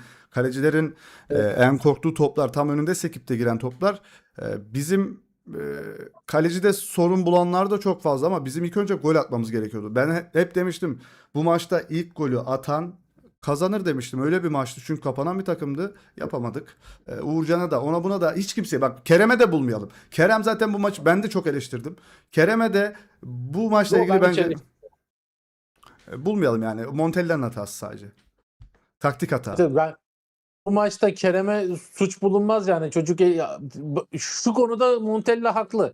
Yani ruhunu koydu mu koydu gerçekten. Yani o bir şey yapabileceğimiz bir şey yok ama o oraya olmadı yani. O dikiş tutmadı. Çok belliydi. Boşu boşuna çocuğu da bu sefer medyanın önüne atıyorsun yani. O da, Kerem zaten inanılmaz duygularıyla oynayan bir futbolcu. Evet. Yani morali şu an alt üst olmuştur. Belki de iyi çıkaracağı bir Paraguay maçını bile etkileyebilecek bir sonuca gitti bu durum yani. Onun Sen da vaktiyle çıkar yani. onun da suçlusu yine Montella alıyor ki. Yani verim alabileceği Kerem Aktürkoğlu'na şu an psikolojik olarak çökmüş durumdadır büyük ihtimalle. Ben bile Tabii eleştirdim yani. tabii tabii yani. Bir anda yani çok umutlarla, büyük şeylerle gittiğimiz Dünya Kupası bir maçta çok hikayeye döndü yani. Çok şaşırıyorum açıkçası. Ama öyle çünkü 3 maç olacağı için ya bir maç gittiği zaman al eyvah ve eyvah, hani bir de oynanan oyun yani çözemedik. İnanılmaz anahtar oyuncularımız var yani bizim Arda gibi, Hakan gibi, Orkun gibi, yeri gelir Kenan gibi, işte kanattan bile anahtar oyuncularımız var. Can Uzun gibi ama hiç kullanılmadı mesela o anahtar. Hani şöyle, yani bu yayının başında dediğim gibi biz kaybettiğimiz ilk maç, atıyorum İspanya'ya karşı kaybetsek, Arjantin'e karşı kaybetsek, Almanya'ya karşı kaybetsek, hadi dersin ki problem değil, zaten büyük takım. O diğer iki takımı da yener, sen de iki takım daha yenersin. Çıkarsın, yoluna bakarsın ama işte senin seviyenin çok altında bir takımdan, hem de hiç ümit vaat etmeyen bir oyunla yenilince tabii ki bazı gerçekler yüzümüze çarpıyor yani. Evet, Erman Yaşar, sen tanır mısın bilir misin bilmiyorum, bir açıklama yapmış. Yaşadığı sakatlığın Arda Güler'i geriye götürdüğünü düşünüyorum. Hiç Bence alakası var. bence de zaten çok maçta yapmadı sakatlığından Son kaç sonra. maç oynadı ki bu çocuk? Sakatlandıktan sonra Real Madrid'de bir maç oynadı. Son maçtı. Yetişti. Evet. Fıstık gibi maç oynadı. Hatta asist yaptı galiba, değil mi o Kilit pas maç? attı, kilit pas. Asist de Kilit yapmadı. pas attı. Kilit pas attı o maç. Yani daha ilk maçta kendini gösterdi. Ne oldu? Tam ondan sonra bozuldu. O zaman sakatlıkla alakası yok. Ya işte herkes bir şey söylüyor. Yani özellikle Arda Güler noktasında biz bu kadar işin içine girdik artık. Real Madrid'in ıcığını cıcığını biliyoruz. Kimin ne oynadığını artık ezbere biliyoruz. Yani bu noktada bir sürü gündemle ilgilenip de sadece gündem milli takım olduğunda Arda Güler'le ilgili bir şey yazınca o kadar da doğru olmuyor. Sürekli yanlış bir şey söylemek zorunda değilsiniz yani. Sosyal medyada öne çıkacağım, televizyonda öne çıkacağım diye. Bazı doğrular var. O doğrularla gidelim kardeşim ya. Evet. Bu arada umarım Ne bu ara yenilgi bir tokat Makedonya maçında olmuştur. kötü mü oynadı bu çocuk? Evet. Hazırlık maçlarında kötü mü oynadı? Yo, Yo. gayet Arda gibi oynadı. Ne oldu? Bir maç kötü. Arda galiba sakatlıktan sonra. Ne alakası var? Yani bunu söylesen sen Kuzey Makedonya maçında derbim daha bir manası olur. Anlarım. Evet. Erman Yaşar bu şekilde yorumlamış ama ben de katılmıyorum söylediği şeye. Yaptığı yoruma katılmıyorum. Emre Özcan. Yine aynı isim. Emre Özcan bu sefer. Bir oyuncunun Hı? 45 dakikada 7 orta yapması için Trent Alexander-Arnold falan olması lazım. Barış Alper topu ayağına istemesi gereken bir oyuncu değil. Topu önüne istemesi gereken bir oyuncu. Çok doğru bir yorum bu arada. Çok doğru. Bu 7 ortayı Barış Alper değil Arda yapmalıydı. Burada büyük bir saçmalık Evet. var. Bu ne abi? Tamam Arda yapsın da Kesin. e, bir defa sağ kanat oynuyor. Arda'nın oradan orta yapması için sürekli sağ ayağıyla bir orta denemesi lazım bence. 7 orta yapabilmesi için. Ya da kornerleri artık orada ortadan sayıyorlar mı bunda? Sayıyorlar herhalde değil mi korneri? Sayıyorlar, evet. Sayıyorlar. 7 Ama Barış Alper korner kullanmadı yanlış evet hatırlamıyorsam. kornersiz 45 dakikada 7 orta yapmış. Evet. Şöyle Barış Alper'i o kanada koyacağını Arda Güler'i koysaydı daha fazla işe yarardı. En azından top sürekli sol ayağında olurdu. Sol Evet. ayağıyla bir orta. Ben gene içeride Kerem Aktürkoğlu olursa bir işe yaramayacağını düşünüyorum. O ayrı da en azından o toplar böyle saçma sapan dışarı gitmezdi. Biraz daha heyecanlandırırdı bizi herhalde. Çünkü şöyle de bir şey var. Onun son dönemine dikkat ederseniz Arda Güler'i hep böyle ortada falan oynattı ama son birkaç maçta Arda Güler'i orta sahanın sol tarafını oynattı. Şimdi Arda'da mesela top ayağına geldiği zaman o topu sol ayağıyla daha iyi atabildiği için tabii topu bir şekilde sol ayağına getiriyor. Yani sağından soluna getirdiği o bir saniyenin bile altında olan sürede rakip oyuncu bir adım daha atıp Arda'nın o hamle şansını azaltıyor. Önünü kapatabiliyor. Yani o bir anlık o bir saniyelik fark çok önemli futbolda. Şimdi Arda Güler'i Arbeloa aldı sol tarafa koydu. Orta sahanın soluna koydu. Bu sefer gelen topları sağ ayağından sol ayağına geçirmesine gerek kalmadan direkt atabildi ve daha fazla kilit pas atmaya başladı. Arbeloa mesela bunu gördü ve Arda Güler'i orada oynatmaya devam etti ki son maçların Arda Güler'in Real Madrid'deki son maçların ısı haritalarına bakarsanız hep orta sahanın sol tarafı ve sol açığa doğru açılmış hep o ek izleri. Yani Arbeloa bunu görmüş. Ben bu çocuğu sol ayağına doğru oynatayım demiş. Madem şut çekmede şu anda problemimiz var. Takım gol atamıyoruz. İşte Valverde de son dönemlerde şut çekemez hale geldi. Evet. Bari dedi Arda'nın asist yapma oranını arttırayım dedi ki hakikaten işe de yaradı. Zaten gelir gelmez de neredeyse Mbappe 2 asist yapıyordu da Mbappe kaçırdı onları. Evet. Bu arada ortaların 7'si de isabetsiz. Zaten orta yapacağı insan futbolcu takım arkadaşı da Kerem Aktürkoğlu. Yani orta zaten bizim bir şeyimiz olmamalı ya. Planımız bu olmamalıydı. Ve ikinci yarıda da zaten buna bir şey çözüm de bulmadı. Orta yapamayan Barış Alper'i çıkarttı. İçeri dribling yapan aslında yine mantıklı. Dribling yapan oyuncuyu aldı. Kenan'ı aldı. Yine de bizim olayımız o 7 tane isabetsiz orta. Bence bak yine söylüyorum yine aynı muhabbete geliyoruz aslında da tekrara düşüyor burası. Barış'ı forvete çekip Kenan'la devam etseydik bir şeyler yine değişebilirdi ya. Gerçek söylüyorum. Oradaki o fiziki mücadelesi, ayağının temiz olmasından falan bahsediyorum. Tekniği çok iyi demiyorum Barış'a. Orada iki omuz atıp iki aralara girip iki onu yani yorup o savunmayı Kenan'a, Arda'ya, Hakan'a şut pozisyonu bile açabilirdi orada. Ben onu diyecektim. Yani Barış Alper orada kendisi gol atamasa bile bir şekilde defans hattını tutup arkadaki oyunculara Orkun'a, Hakan'a mesela şut alanı çıkartabilirdi ama Kerem Aktürkoğlu'nun fiziksel açıdan da zayıflığı var.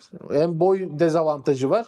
Bir de yayının başında dediğim gibi o dar alanlarda eskisi kadar etkili değil artık Kerem. Evet birisi de takipçilerimizden birisi de chat'e şey yazmış. Merih olsa daha çok iş yapardı forvette. Bak o bile olsa gerçekten bir şeyler olurdu orada yani fizikten ötürü diyorum. Zaten son dakikalarda Merih full forvet oynadı.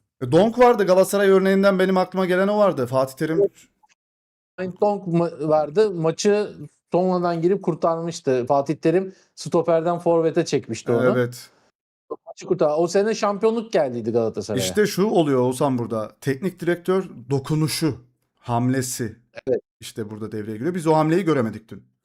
Sabah artık ne zamandı Evet. maç ne zaman oldu yani gecem Bana gündüzüm. böyle geliyor. Sanki iyiymiş gibi Evet evet. yaşadım ya. 5'ten beri ayaktayım. Evet. Evet şöyle de bir haber artık dalga geçiliyor. Bizim grupla da dalga geçiliyor. Soccer 2 Futbol 0. Ne dersin? Amerika Ne ve demişler? Sak Soccer 2. Aa, evet. Aa, güzel dalga geçmişler evet ama. biz de futbol Yani olarak bu çok yaratıcı olmuş gerçekten. Soccer 2 Futbol 0. Ha, helal olsun. evet. Şöyle devam edeyim. Yine bir eleştiri var milli takım oyuncularımıza. Sen de katılır mısın bilmiyorum. Serdar Ali Hı Çeliker. hı. Belki tanıyorsundur sen de haberci olduğun Tabii tabii için. tanıyorum. Reklamlarda oynadınız, primleri aldınız diye bir eleştiri var. Merih YouTube'u Hı hı. bırak. YouTube'larda eğlenelim. Yok. Cristiano Ronaldo'yu şöyle kaydettim. Bu işleri bırakalım, ciddiye alalım demiş. Tabii bunlar Türkiye'de çekilen podcast'lerde biliyorsun. Demikes diye bir programı var. Ben bu arada o Evet evet. programdan sonra Samet Akaydın'a sempati beslemeye başladım mesela. Normalde sevmediğim bir oyuncu ama oranın neşesiymiş milli takım ama biz neşe değil artık burada biz bir başarı bekliyoruz. Reklamlar falan çok fazla da reklam çekildi bu arada değil mi? Ya bütün oyuncuları farklı farklı reklamlarda Çekildi görüyorum. ama yani şöyle bir şey. Ben bu çok etkilemez ya. O reklam dediğin şey bir gün. O bir günde zaten şöyle oluyor. Biz reklam çekeceğiz deyip teknik heyetten izin alınmıyor. Teknik heyette bir takvimi oluyor. Antrenman takvimi. Teknik heyet takvimi veriyor. Boş alanlarda reklam çekebilirsiniz diyor. Anlaşmalar böyle. Yoksa antrenmana gitmek yerine reklama gittiler gibi bir şey değil. Yani bunu e, bu işin içinde olan herkes bilir zaten. Şu zamanlarda o reklamlar çekiliyor. Biz 2002'de çektik bu reklamları. 2008'de çektik bu reklamları. Yani o zamanlar bir şey olmuyordu da şimdi mi oluyor? Ya bunlar etkilemez futbolcuyu. Hatta ya böyle şeyler moral olarak yükseltir futbolcuları. Bu eleştirilecek bir nokta değil yani. Bu şey demeye getiriyorlar işte. Reklamlar milyonları götürüyorsunuz hepiniz şımardınız da değil abi işte. Bak Evet. bu konu şımarma mevzusu değil işte. Taktik. Tabii ki o reklamlar Yanlış. çekilecek. O paraları alacaklar. Yoksa yani oynayacak oyuncu bulamazsın. Bu iş böyle. Yani Portekizliler mesela reklam çekmiyor mu? Norveçliler ya Vikingleri falan tekrar doğdu diye bütün hepsini alıp götürmüşler bir yerlere. Kıyafetler giydirmişler. Ne yapmışlar? Alandı malandı. Evet evet Yani hepsi onlar çekiyor da bir şey reklam. yapmıyor. Ya onların reklam olunca onlar şimdi bizimkiler mi? Onlar ne kadar şımarıyorsa bizimkiler de o kadar şımarıyor. Bu eleştirilecek bir şey değil yani. Şöyle diyelim o zaman O, ben şöyle ekleme yapabilirim senin dediklerine. Kenan Yıldız'ın anlaşmadığı marka yok bence. Bütün reklam yani tabii, sakatlık döneminde bile tamam. şöyle diyeceğim hem sakattı oyuncu hem bizim milli takım oyuncularımızdan bile yani çocuk neredeyse bir günde 2 tane reklam çektiği bile olmuştur onun. İnanılmaz yani önümde yani YouTube'da bile bir şey izlerken önüme böyle bir sürü reklam çıkıyor ve hep Kenan Yıldız'ı görüyorum. Ona rağmen sakatlığa rağmen bile girip de en iyi performans gösteren Kenan girdikten sonra takımda bile en iyi oynayan Kenan Yıldız'dı bence milli takımda. Yani bir de şöyle bir şey var yani bu reklam çekmeyi çok da bir şey zannediyor herhalde herkes. Şimdi ben çok öncesinde benim yaş bayağı var ya aslında ben böyle sakalsız falan daha bir genç duruyorum da bir 15 sene önce 20'li yaşların başındayken böyle oyunculuk sektöründe çok iş yaptım. O ünlülerin Oo. reklamları falan öyle uzun uzun süren öyle yorucu şeyler değil yani. Geliyor her şey hazır oluyor zaten onlara. Tık tık tık tık 2-3 saat. Mesela Kenan Yıldız'ın çekildiği o şimdi ismini de vermeyeyim buradan belki sıkıntı çıkar. O şampuan reklamı falan yani. Evet. Taş çatlasa 1 saat falan sürmüştür yani içerideki iş. Zaten her taraf yeşil ekran falan 2 tane sık falan yalla 3 tane kamera çek hepsini ayrı plan yap. Yani orada zaten öyle adamları öyle gidip de saatlerce tutamazsınız yani. Hani şöyle söyleyeyim bir tane mesela Mavi Cins'in bir reklamı vardı. Senesi 2009 ya da 2010 olması lazım. O civarlar. Adriana Lima gelmişti. Reklamın bütün saati 14 saat sürmüştü o iş. Ama Adriana Lima 1,5 saat kaldı içeride. Yani o işleri zaten her şey hazırdı. Tık tık tık tık çektiler. Bir de hatıra fotoğrafı çektiler. Gitti kadın. Yani böyle Kenan Yıldız geliyor da orada reklamlarda yoruluyor da Arda çıkıyor da reklamlarda bütün gününü harcıyor da uykusu öyle bir şey yok yani. Evet. Şuraya geçelim. Hakan Çalhanoğlu diyor. Bazen ayağa kalkmak için tokat yemek iyidir diyor. Bakalım o tokadı yediniz mi? Ya Artık bu tokatı. tokatı yanlış yerde yediler ama yani. Burada geri dönüşü olmayan bir yer olabilir yani Evet. burası. Ya Ferdi Kadıoğlu'ndan bir açıklama var. Böyle başlamak istemezdik. Beklemedik Heh, bir Ferdi de çok iyi oynadı bu arada. Beklemedik bir evet. sonuç, beklenmedik bir sonuç. Bütün taraftarımız geldi. Onlardan özür dileriz. Hayal kırıklığına uğradık. Biten bir şey yok, toparlanacağız diyor. 11 kişi savunacaklarını biliyorduk. 2 kere geldiler ve goller attılar. Savunmalarını aşamadık. Çözüm bulamadık ama telafi edeceğiz. Şimdi hep birlikte toparlanacağız ve bundan sonrası için ayağa kalkacağız demiş. O da bizi umutlandıran bir açıklama yapmış. Ferdi bu arada Türkçeyi bayağı öğrenmeye başladı. Onu da İstiklal söyleyeyim. Marşı var. İstiklal Marşı okuyordu. Tabii İstiklal Marşı okur. Onu Mehmet Arıyoğlu da okuyordu. Mert Nobre de okuyor onu. Bir saniye kameramda bu uyarı çıktı. Tamam benimle alakası yok. Evet. Ferdi hani saydığımız yıldızlardan biri bence. Arda Güler, Kenan, Can Uzun, Hakan ama Ferdi de. Ki ben Ferdi'nin gerçekten Dünya Kupası sonrası Manchester United'a gidebileceğini düşünüyorum yani. Evet, onu Yağız da söyledi. Yağız Sabuncuoğlu da. İstiyorlar, çok net istiyorlar da Brighton birazcık fazla 60 milyon euro gibi bir rakam istemiş. Ama Evet. United da düşürmek istiyor onu. Bakalım nasıl olacak. Brighton'da yılın futbolcusu seçildi biliyorsun. Ya zaten şöyle benim eskiden beri burada beni takip edenler varsa bilirler. Ferdi'nin ilk gittiği Brighton'a gittiği sene ben dedim ki Ferdi dedim bir sene oynar Manchester United'a gider. Tam oranın topçusu dedim. Ama Ferdi'nin ilk sezonunda büyük bir sakatlık geçirdi. Sezonun çok büyük kısmında sakattı. Öyle bir şey girdi araya. O sakatlığı bilemedik. O yüzden 2 sezon dedim. Hakikaten de ikinci sezonun sonunda şimdi Manchester United istiyor. Ee, Bakalım inşallah gider. İnşallah inşallah. O da iyi yerleri hak ediyor ve hiç hazırlık maçında oynamayıp çok fazla antrenmana katılamayıp Kenan'la birlikte ikisi bence sağlam performans gösterdiler. Yani ben Ferdi'nin yine noksan bir yönünü görmedim ya. Golü de zaten o taraftan Ferdi'nin olduğu taraftan yemedik herhalde değil mi? Bir ikinci golü bilemiyorum Ferdi da. zaten şöyle yani biz baskıyı uygularken artık Ferdi çizgiye kadar giriyor yani. Derinlik katmaya çalışıyor tabii defansı şey yapmak için. Ben Ferdi'nin kısmından yesem bile Ferdi zaten oraya çok yani 40 metre falan uzakta oluyor o bölgeye. Orada yetişebilmesi mümkün değil çünkü ona farklı bir görev veriliyor. Brighton'da da böyle zaten sürekli hatta biz müdürle dün konuşuyorduk ya dedi Ferdi dedi forvet mi oynatıyorlar ne zaman izlesem gol atıyor dedi. Yok dedim abi dedim o hep dedim içe kat ediyor dedim o boş alanları koridorları yakalıyor dedim. Böyle anlatıyordum. Burada da benzer bir görev verdikleri için Ferdi tabii ki arka tarafı boşaltmak zorunda. O kadar da her tarafı koşabilecek hali yok. Evet. Montella'nın açıklamaları var. Bunları da hızlı hızlı okuyalım istersen. Şöyle konuşulacak şeyler varsa yine konuşuruz. Araya da girmeni istiyorum senden. Bununla ilgili bir şey demek istiyorum dersen direkt girebilirsin. Okuyayım ben bunları da. Montella, Avustralya maçının kolay olacağını asla düşünmedik. Zihinsel dengeyi kaybetmemeliyiz. Beklentimiz dışında bir şey olmadı. Böyle oynayacaklarını biliyorduk. Kendi oyunumuzu oynamaya devam edeceğiz. Yani yine Kerem'i koyup orta yapacağız diyor herhalde. Yani böyle oynayacağını biliyorduk. E, önlem aldın mı? B planı var mı? Yok. Kerem Aktürkoğlu ruhunu koydu. Ama hangi ruhu işte? Yok. Son kalan ruhunu koymuş işte ortaya. 2002 ruhu istiyoruz ya orada. Ama o işte eskiyi beklemekle olmuyor. Futbol değişti. Evet. Tabii yani şimdi 2002'deki yıllarda şimdi hatırlarsanız mesela 2002'deki şampiyon olan Brezilya takımını alın. Aynı performanslarıyla koyun. Fransa darmadağın eder yani. Evet. Çünkü çok fazla bireysel oyun vardı. Böyle taktik bugünkü kadar önemli değildi. Evet bir sistem oluyordu falan ama yani ya mesela Vinicius Junior Brezilya oyunu Fas'la oynadı değil mi? O 2-1 kadar çok maç kaybetti oldu. evet. 2-1 kaybetti değil mi Brezilya maçı?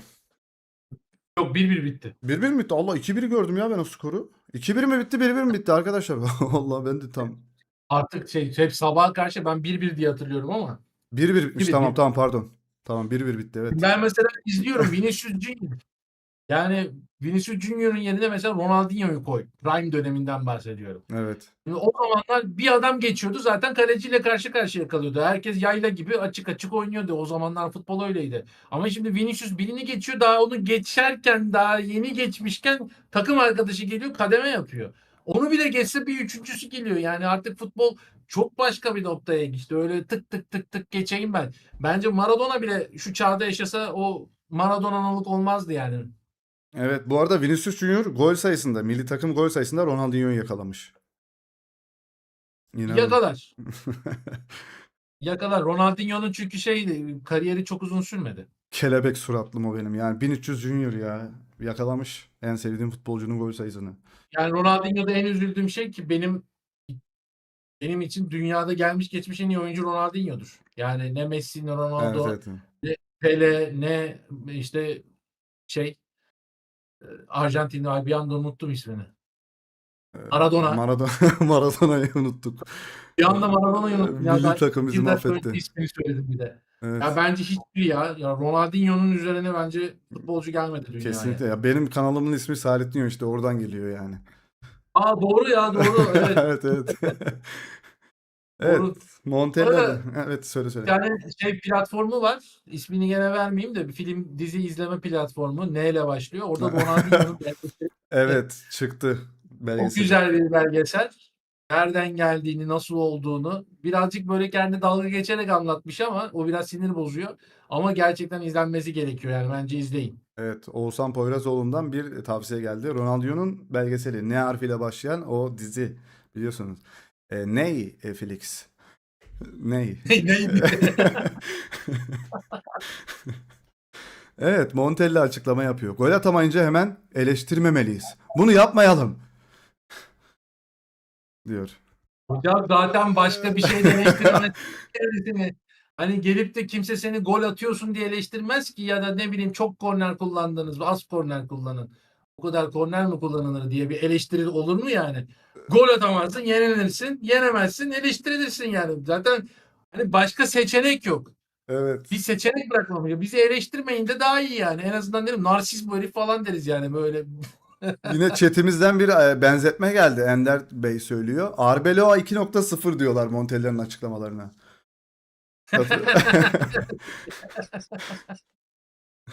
Doğru bence de evet. Bizi eleştirin. Yeniliyoruz diye eleştirmeyin bizi ya. Evet şey diyor ya işte hep suçlu benim diyordu ya sürekli işte Bellingham sakatlandı bacağımı bile ona veririm kestirip veririm diyordu. E, Yok canım suçlu Ali Koç. Evet. Suçlu Ali Koç yani bu takımı Ali Koç korudu çünkü. Evet. Montella'ya soru sormuşlar. Aslında dur bakalım bunu da okuyayım sana. Mert ve Salih değişikliği sırasında 2-0 gerideydik. Bak değişikliğe bak. Mert ve Salih giriyor oyuna. Evet. Neden forvet tercih etmediniz? Montella'nın cevabı ne oluyor? Kontra atakları engellememiz gerekiyordu. Adamlar zaten 3 kere geldi herhalde.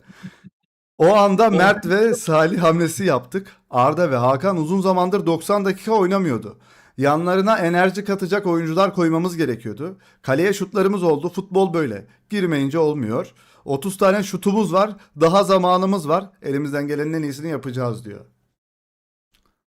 Şöyle sorayım 30 ya. tane şutlarla beraber bir sonraki maça gelmiyor. Aynen Yeni öyle. maçta yeni şutlar bulman lazım. Evet. Ama buradaki soru da arkadaş kim sorduysa çok güzel sormuş. Yani gerçekten geridesin 2-0. İyi şeyi mesela yapmadı. Hani Merih yoruldu. Oyuncu kaçırdı. Bir psikolojisi de bozuldu. Hadi Samet'i de sokalım. Yani engellememiz lazım. Üçüncü golü yememiz lazım. Böyle bir şey yapmadı diye dua etmemiz lazım o zaman. Montella efendi. Ya ben zaten çok uzun zamandır Montella'yı eleştiririm. Yani biz çeyrek final oynadık Hollanda ile falan ama ben hep diyorum bu Montella'nın işi değil abi. Yani jenerasyon iyi, futbolcular iyi. Bir yere kadar gidiyor işte. Yani götürüyor takım seni. Yani orada Montella olmuş, sen olmuşsun, ben olmuşum, Ahmet, Mehmet olmuş. İnan hiç fark etmiyor yani. Ki bu maçta gördük zaten. Ve adam hala diyor ki biz bildiğimizi yapmaya devam edeceğiz. İşte ondan bahsediyorum. Beni korkutan bu zaten turnuva için. Ha, çok iyi bir kadro. Yani, Bir şey diyeceğim. Sergen Yalçın'ın bununla ilgili bir gerçekten söylediği her şey tersi çıkan bir adamdır. Çok fazla da ben hep isim veriyorum burada. Seni bilmiyorum da. Sevmediğim açıklamaları var. Arda Güler'le ilgili işte Arda oraya gitti de ne yaptı? Ferdi işte İngiltere'ye gitti de ne yaptı? Hemen geri gelir. Orada herkes Ferdi falan diyordu. Brighton'da yılın oyuncusu seçildi. Şey dedi, tek doğru gördüğüm şey bu altın jenerasyonu Montella gibi bir isme teslim etmeyelim dedi Sergen Yalçın demiş. Sanırım katılıyor musun Ben de yani? istiyordum çünkü. Ben vereyim buradan. Yani Sergen Yalçın için milli takım antrenörlüğü dünyanın en güzel şeyi. Bak düşünsene. Öncelikle Anadolu kulübü çalıştırmak gibi bir derdin olmuyor. Mesela ne bileyim Gaziantep'te olmuyorsun, orada olmuyor. İstanbul'da oluyorsun. Bazen Ankara'ya gidip geliyorsun. Çok kısa ama genel olarak İstanbul'dasın. Evet. Her zaman maç olmuyor. Beni habire böyle her hafta maç diye baş diye de kafamın etini yiyecek bir başkan yok. Ya, maçların saati belli, zamanı belli. Hangi ayda hangi maçı yapacağım. Takımı da ben yetiştirmiyorum. Başkaları yetiştiriyor. Ben sadece seçiyorum aralarından iyileri. Bak, Sergen Yalçın'ın ben kötü teknik direktör olduğunu düşünmüyorum. Evet. Futbolu iyi bilen bir adam ama o 90'lı yıllardaki Siirt Jetpaspor'a gitmesi zamanlarını hatırlıyorum. İsme bak abi, Ya, deliriyorum. Evet. gerçekten bak o zamanlardan beri yani bu adamın önünde en büyük engel o hani koşmuyorsu falan değil abi, egosu. Evet. Gerçekten başkalarının başarıları konusunda çok egoist davranıyor ki bu biraz da kendi önünü görmesini engelliyor bence. Ama Türkiye'de futbolu en iyi bilen 3-4 kişiden biri bence. Kesinlikle yani futbol Kendisini ben milli takıma çok yakıştırdığını biliyorum. Ben de yakıştırıyorum. Bence de milli takımda en azından Sergen Yalçın'ı görebiliriz. Arda Ya bu Turan. adamın böyle rahat bir ortamda, rahat bir şekilde sakin sakin takımı yönetsin. Hani gitsin eğlensin Evet. senenin büyük kısmında. Sonra gelsin milli takımı çalıştırsın. Gerçekten Sergen Yalçın takımın başında olsaydı biz bugün Avustralya'ya yenilmezdik. Bak net söylüyorum. Çünkü bilirdik kimin nerede oynayacağı, nasıl oynayacağı. Ha bir de öyle milli takıma geçince de o Arda'ya Marda'ya Kenan'a dediği, Ferdi'ye dediği lafları da demezdi yani. Onu da Yani söyleyeyim. Benim demez oyuncum der herhalde. korurdu. O tamamen şeyi de biliyor adam ya şimdi. Reytingi biliyor. Evet. Ben bu lafı söylersem bu patlar. O çünkü o YouTube'da izlenme şeyleri, televizyonda izlenme şeyleri bunları biliyor yani. Reytingi nasıl alacağını da bilen bir adam. Biraz da oralara oynuyor yani. O böyle damarları kaşıyor oraları. Peki tamam. Şöyle de bir soru sorayım sana. Ee, Sen şeysin, tamam mı? Neydi bizim Kunduralı, bizim başkanın ismi neydi ya? Hacı Osmanoğlu'sun sen, tamam mı? Hacı Evde, Osmanoğlu. evdesin, bir anda oturuyorsun, bir teklif geliyor. Seni Arda Turan ve şey arıyor. Sergen arıyor. Kimi teknik hoca yapardın milli takıma? İkisi arasında seçim yapacaksın. O zor soru. Zor soru değil mi biraz? Çünkü Shakhtar'la şampiyon da oldu değil mi ligde? Şimdi Finale, evet. yarı finale mi çık? Yarı finalde elenmişti sanırım şeyde, konferansta mı? Konferansta yarı finalde elendiler. Evet. Şimdi şöyle çok büyük ihtimalle Arda Turan'ı seçerim. Ama onun da biliyorsun milli takım olayları vardı eskiden, işte o prim Ya onlar vesaireler. geçti. O Arda Turan Bayrampaşa'da doğmuş büyümüş bir insan. Bak ben de Evet. mesela Bayrampaşa'ya çok benzeyen İstanbul'dakiler bilir. Hoca Mustafa Paşa denen bir yerde büyüdüm ben de. Evet. Yani burada biraz mahalle kültürünü alıyorsun yani ve o kültürle bir yaşa kadar geliyorsun. Bir yerden sonra bu mevzu kalmıyor. Eskide kalıyor. O kavga gürültü. Bu arada kavga gürültü de Arda Turan yerden göğe kadar da haklıydı kardeşim. Evet. Prim diye söz vermişler. Çaycının, çorbacının primini istedi diye çocuk bir anda kötülendi. Yerden göğe kadar haklı. Hani dedi bizim primimiz. O kendi futbolcuların priminden bahsetmedi ki. Orada top toplayıcısından, malzemecisinden 60 yaşında adamın priminin hesabını sordu. Soracak. O zaman ona kızdılar. Sana ne dediler onların priminden dediler. Sonra da olayı başka türlü çarpıttılar. Evet. Çünkü biliyorsun yani TFF başkanlarının şeydir yani birazcık böyle olay siyasete kaçar. Öyle her yerde eleştiremezsin Evet. dönemin TFF başkanlığını falan. Onlar işin ucuna geliyor diye Arda Turan'a onları yaptılar. İşte kavgacı malgacı dediler. Ne bırakın abi çocuk haklıydı. Sen kazansan da kaybetsen de bir prim sözü verdiysen onu tutacaksın. Öyle bir şey yok ki. Onu Evet. istemek onun en doğal hakkı. Ukrayna'da da Burada yılın hocası seçilmiş. tabii yani Arda Turan dediğin adam Atletico Madrid'de senelerce oynamış. Barcelona. Simeone'nin ilk 11'inde oynamış. 40 milyon euro gibi kendi döneminin en pahalı, tarihin en pahalı transferi yapıp Barcelona'ya gitmiş. Neymar sakatlandı diye sol kanada geçti diye alay ettikten sonra Neymar'ın sakatlandığından sonra Neymar'ı da kesmiş bir adam. Evet. Ondan sonra kendisi bir sakatlık yaşadı, sonra düştü. Bizim Arda'larımız çok yetenekli ya, değil mi? Evet, yani ve Arda Turan gerçekten de hoş Yakışır. yaşamamış İspanya kariyerini. Yani Evet. Simeone'den bir şey öğrenmiş adam. Fatih Terim'den bir şey öğrenmiş. Onu şu an harmanlıyor. Kendini de geliştirdi ve geldiğimiz noktada bakın Atletico Madrid Simeone'den sonra Arda Turan'ı düşünüyor. Hani bir laf çıkmıştı basında. İşte Arda Turan'ı belli otoriteler Shakhtar Donetsk'e götürdü. Yoksa oralara gidemezdi Arda Güler'e falan de diye. öyle diyorlar şu an. Bakın Proje. bu doğru.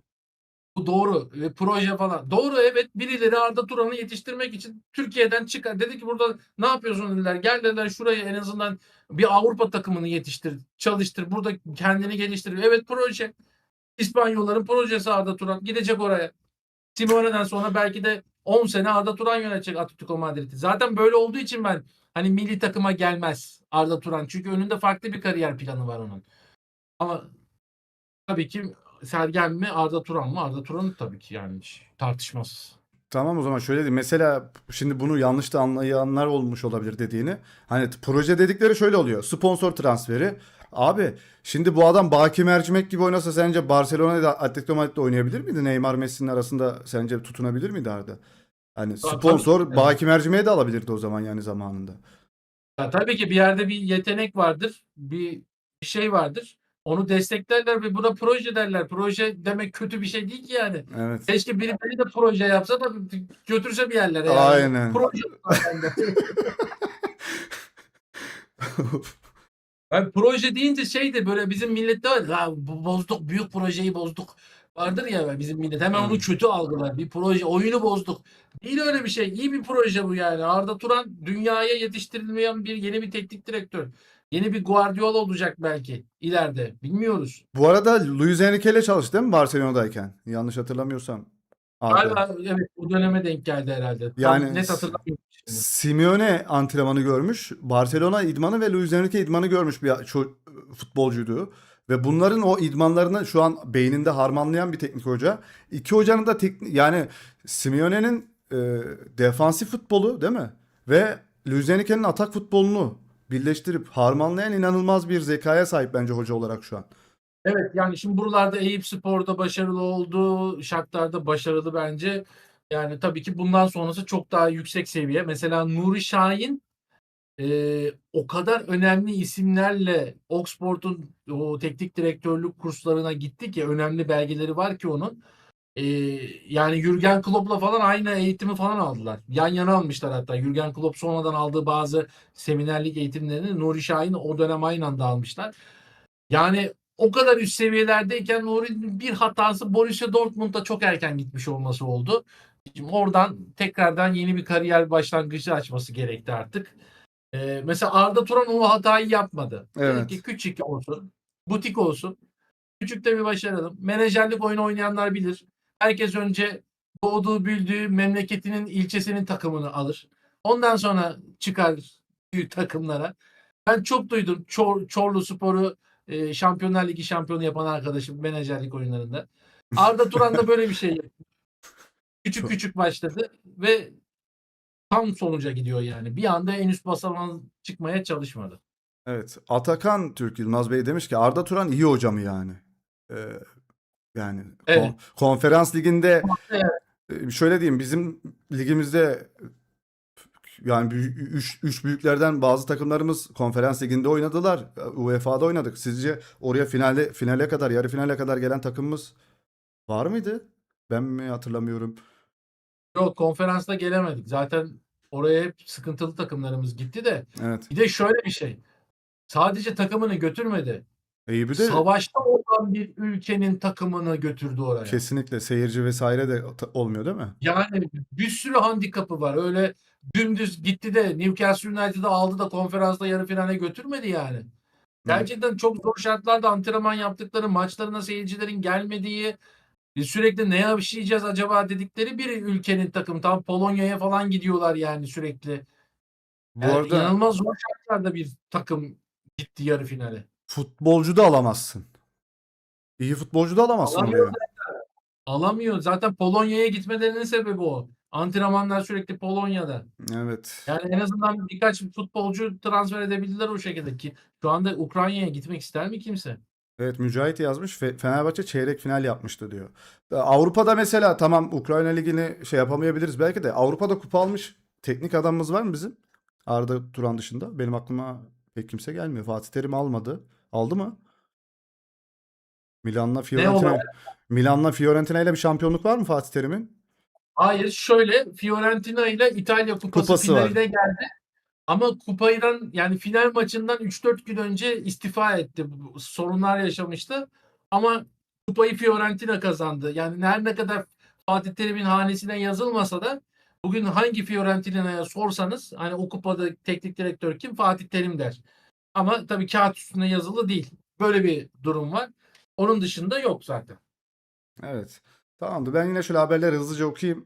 Sonra en son kadro yapacağız. Paraguay maçı için Oğuzhan Poyrazoğlu'yla beraber yapacağız kadroyu. Haluk Yürekli diyor ki Hakan Çalhanoğlu fiziksel olarak tam hazır değilse niye kendisine bu kadar ısrar edildi anlamıyorum diyor. Milli takım için ciddi sıkıntılar var. Forma adaletinin olmadığı yerde başarının gelme ihtimali yok diyor. Eh, Yani Hakan Çalhanoğlu kötü oynamadı bence. Bu arada 40 maç üstü şeyi vardır Hakan'ın ya fiziksel olarak. Yani İki tane şampiyonlukta büyük pay sahibi olan bir oyuncumuz Inter'de, İtalya Ligi'nde. kaptan ya. Evet. Adam geçen sene Şampiyonlar Ligi final maçından çıktı yani. Evet.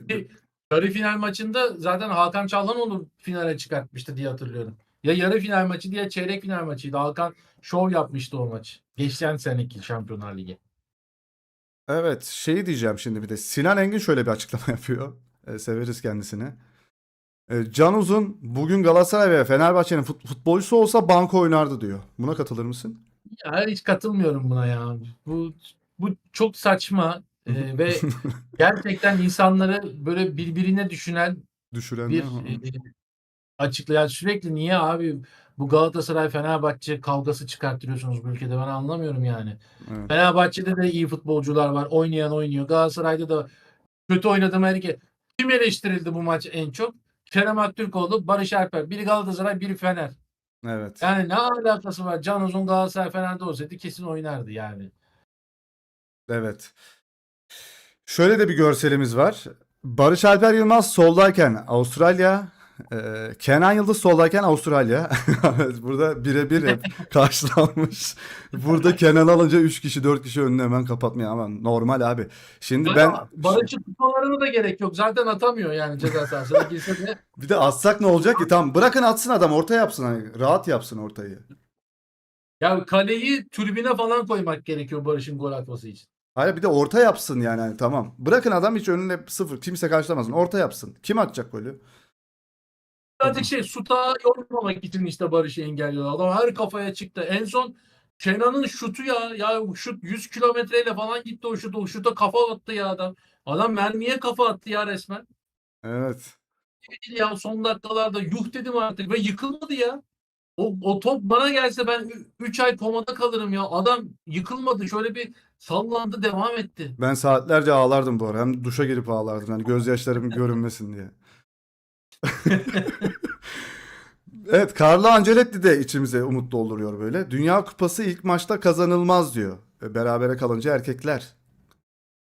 Geçen sene Arjantin'de Suudi Arabistan'a geçen sene diyorum geçen turnuvada Arjantin'de Suudi Arabistan'a yenilerek başlamıştı. Hatta ben Ronaldo'cu olarak bu Filistin mevzularından özellikle Ronaldo'cu olarak Evet, Arjantin'in yenilmesinden büyük keyif duymuştum yani. evet. Ben de Ronaldo'cuyum. Sonra tabii ki eli geldi. Arjantin'i şampiyon yaptılar. Peki özel değilse sana bir şey sorabilir miyim? Ben hep söylüyorum da. Türkiye'den tuttuğun takımı hiç söyledin mi videolarında falan? Söylemek istemesen söylemeyebilirsin bu arada. Şöyle aslında bir zamanlar bir takımı çok yakından tutuyordum. Bir zamanlar. Ama NTV Spor'da foto muhabir olan bir abim var. Onunla bir gün konuşuyoruz böyle. Ben ona sordum bu soruyu. Dedi ki ben dedi ekmek sporluyum dedi. Ekmek mi? Ben dedim ekmeğime bakıyorum dedi. Hiçbir dedi, Ekmağımı ver. önemli değil dedi. Ben de ondan sonra onun şeyini yapıyorum. Ben de diyorum ekmek sporluyum. Hiçbirini tutmuyorum. Hmm, tamam anladım. Mesaj alınmıştır. Şöyle devam edelim. Efendim? Abim Galatasaray'dan. Abin Galatasaraylıysa sen de Galatasaraylısın o zaman diyelim. Öyle oldu. Çünkü ben Galatasaraylıyım. Her zaman söylüyorum ve Avrupa'da en çok desteklediğim iki oyuncudan birisi Arda Güler ve Kenan Yıldız. Yani ona rağmen. Artık Arda Güler falan milli değerimiz biliyorsunuz arkadaşlar. O yüzden Evet. arkasında duruyoruz. Ben duruyorum. Oğuzhan duruyor. Zikri abi de aynı şekilde. Ya zaten bakın Var yani da hep. Galatasaray Fenerbahçe'ymiş. Ya bu gerçekten o kadar önemsiz kalıyor ki Avrupa'daki futbolcuların başarılarıyla ilgilendiğin zaman veyahut da benim için önemli olan milli takım. Yani bütün Galatasaray 4 sene şampiyon olmuş. Fener şampiyon olmamış. Ne olmuş yani? Asıl heyecan burada ya. Ya dünyanın en güzel şeyleri kendi bulunduğun kıtanın turnuvasıdır. Bir de Dünya Kupasıdır. Ya gerçekten gerisi boş o kadar. Yani herhangi bir takımımız Şampiyonlar Ligi'nde kupa adayı olsa derim amenna. Tamam hani bir şey destekleyelim. Ama öyle bir iddiamız yok yani. Hiçbir takımın yok. Evet. Yani bizim takımların gerçekten tek alabilecekleri kupa Konferans Ligi. Galatasaray'da Fenerbahçe alabilir Konferans Ligi'ni alabilirse. Onlar da katılamıyor işte yani. Sürekli 1-2 bitiriyorlar falan böyle. O statüye girmiyorlar. Yani böyle bir şeydeyiz. Dengedeyiz yani. O yüzden de çok fazla bu Galatasaray'mış, Fenerbahçe'ymiş kavgaya hiç gerek yok. Bakın 4 sene Galatasaray şampiyon oldu. Kupa kaldırdı. Acaba bir tane taraftara ev mi aldılar şampiyon oldular diye? Yo. Ya da Fenerbahçe taraftarların evlerinin topularını mı aldılar sizin takımınız kaybetti diye. Yani Evet. futbol bir eğlence kültürüdür. Ve herkes bir takımı destekler. Fener'i destekleyin, Beşiktaş'ı destekleyin ki ben bakın son zamanlarda Beşiktaş'ın yükselmesini istiyorum. Çünkü o denkleme girmesini isteyenlerdenim ve yakından takip ediyorum Beşiktaş'ı. Yani insanlar eğlensin. Bütün hafta herkes çalışıyor, ediyor, yorgunluk. Hafta sonu bir insanları keyifle maç izlesinler, zamanlarını geçirsinler. Bu kültürü yaşayalım ya. Bunu en güzel İngilizler yapıyor valla. Biz kavga gürültüden, onların kavgası bile daha keyifli yani. Evet. Sana şey diyorlar. Abisi Galatasaraylıysa kendisi Fenerbahçelidir diyen var. Oğuzhan da Fenerli tipi var diyen var.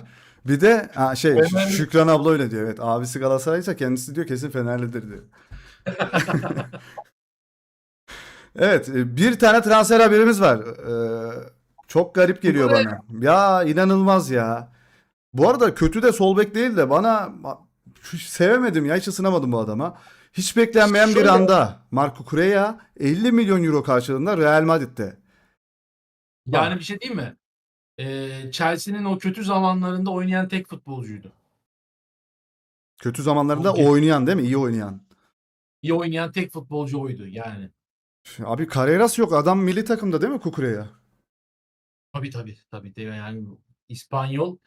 Ee, Tam böyle doğru transfer denilen transferi yapmışlar. Peki Ferdi mi Kesinlikle. Cucurella mı diye sorayım sana. Efendim? Ferdi mi? Ferdi Kadıoğlu mu Cucurella mı? Real Madrid için soruyorum. Bir seç, Çok farklı. Şimdi şöyle. sol bek. Şimdi mesela boy avantajı var Cucurella'nın Ferdi'ye göre. Şimdi objektif bakıyorum Uzun değil olaya. ya. Cucurella uzun mu ya? Ferdi'den uzun diye biliyorum ben. Öyle mi? Bence Ferdi'den uzundur. Allah Allah. Mücahit bir bakın ona ya. Var mı bilen, bilgisi olan? Çok merak ettim Bir de ya. şöyle bir şey. Yani Cucurella çok uzun yıllardır Premier Lig'de. Chelsea'de Evet. çok üst düzey oynadı. Yani bu böyle bir geçmişi de var. Ama yani ileri hücumda yani milli takımdaki performansına göre değil Brighton'daki performansına göre yorumluyorum. İleri hücumda bence Ferdi daha etkili Evet. Kukure'ye göre Defansif anlamda. ama defansif anlamda sanki Kukure'ye bir tık daha iyi gibi. Yani çok arada kalırım. Şey derim ya hangisi geliyorsa o okey derim yani. İkisine de okey dersin değil mi? Bir de şöyle bir Cucurella şey var. 50 milyon transfer edilmiş Kukure'ye.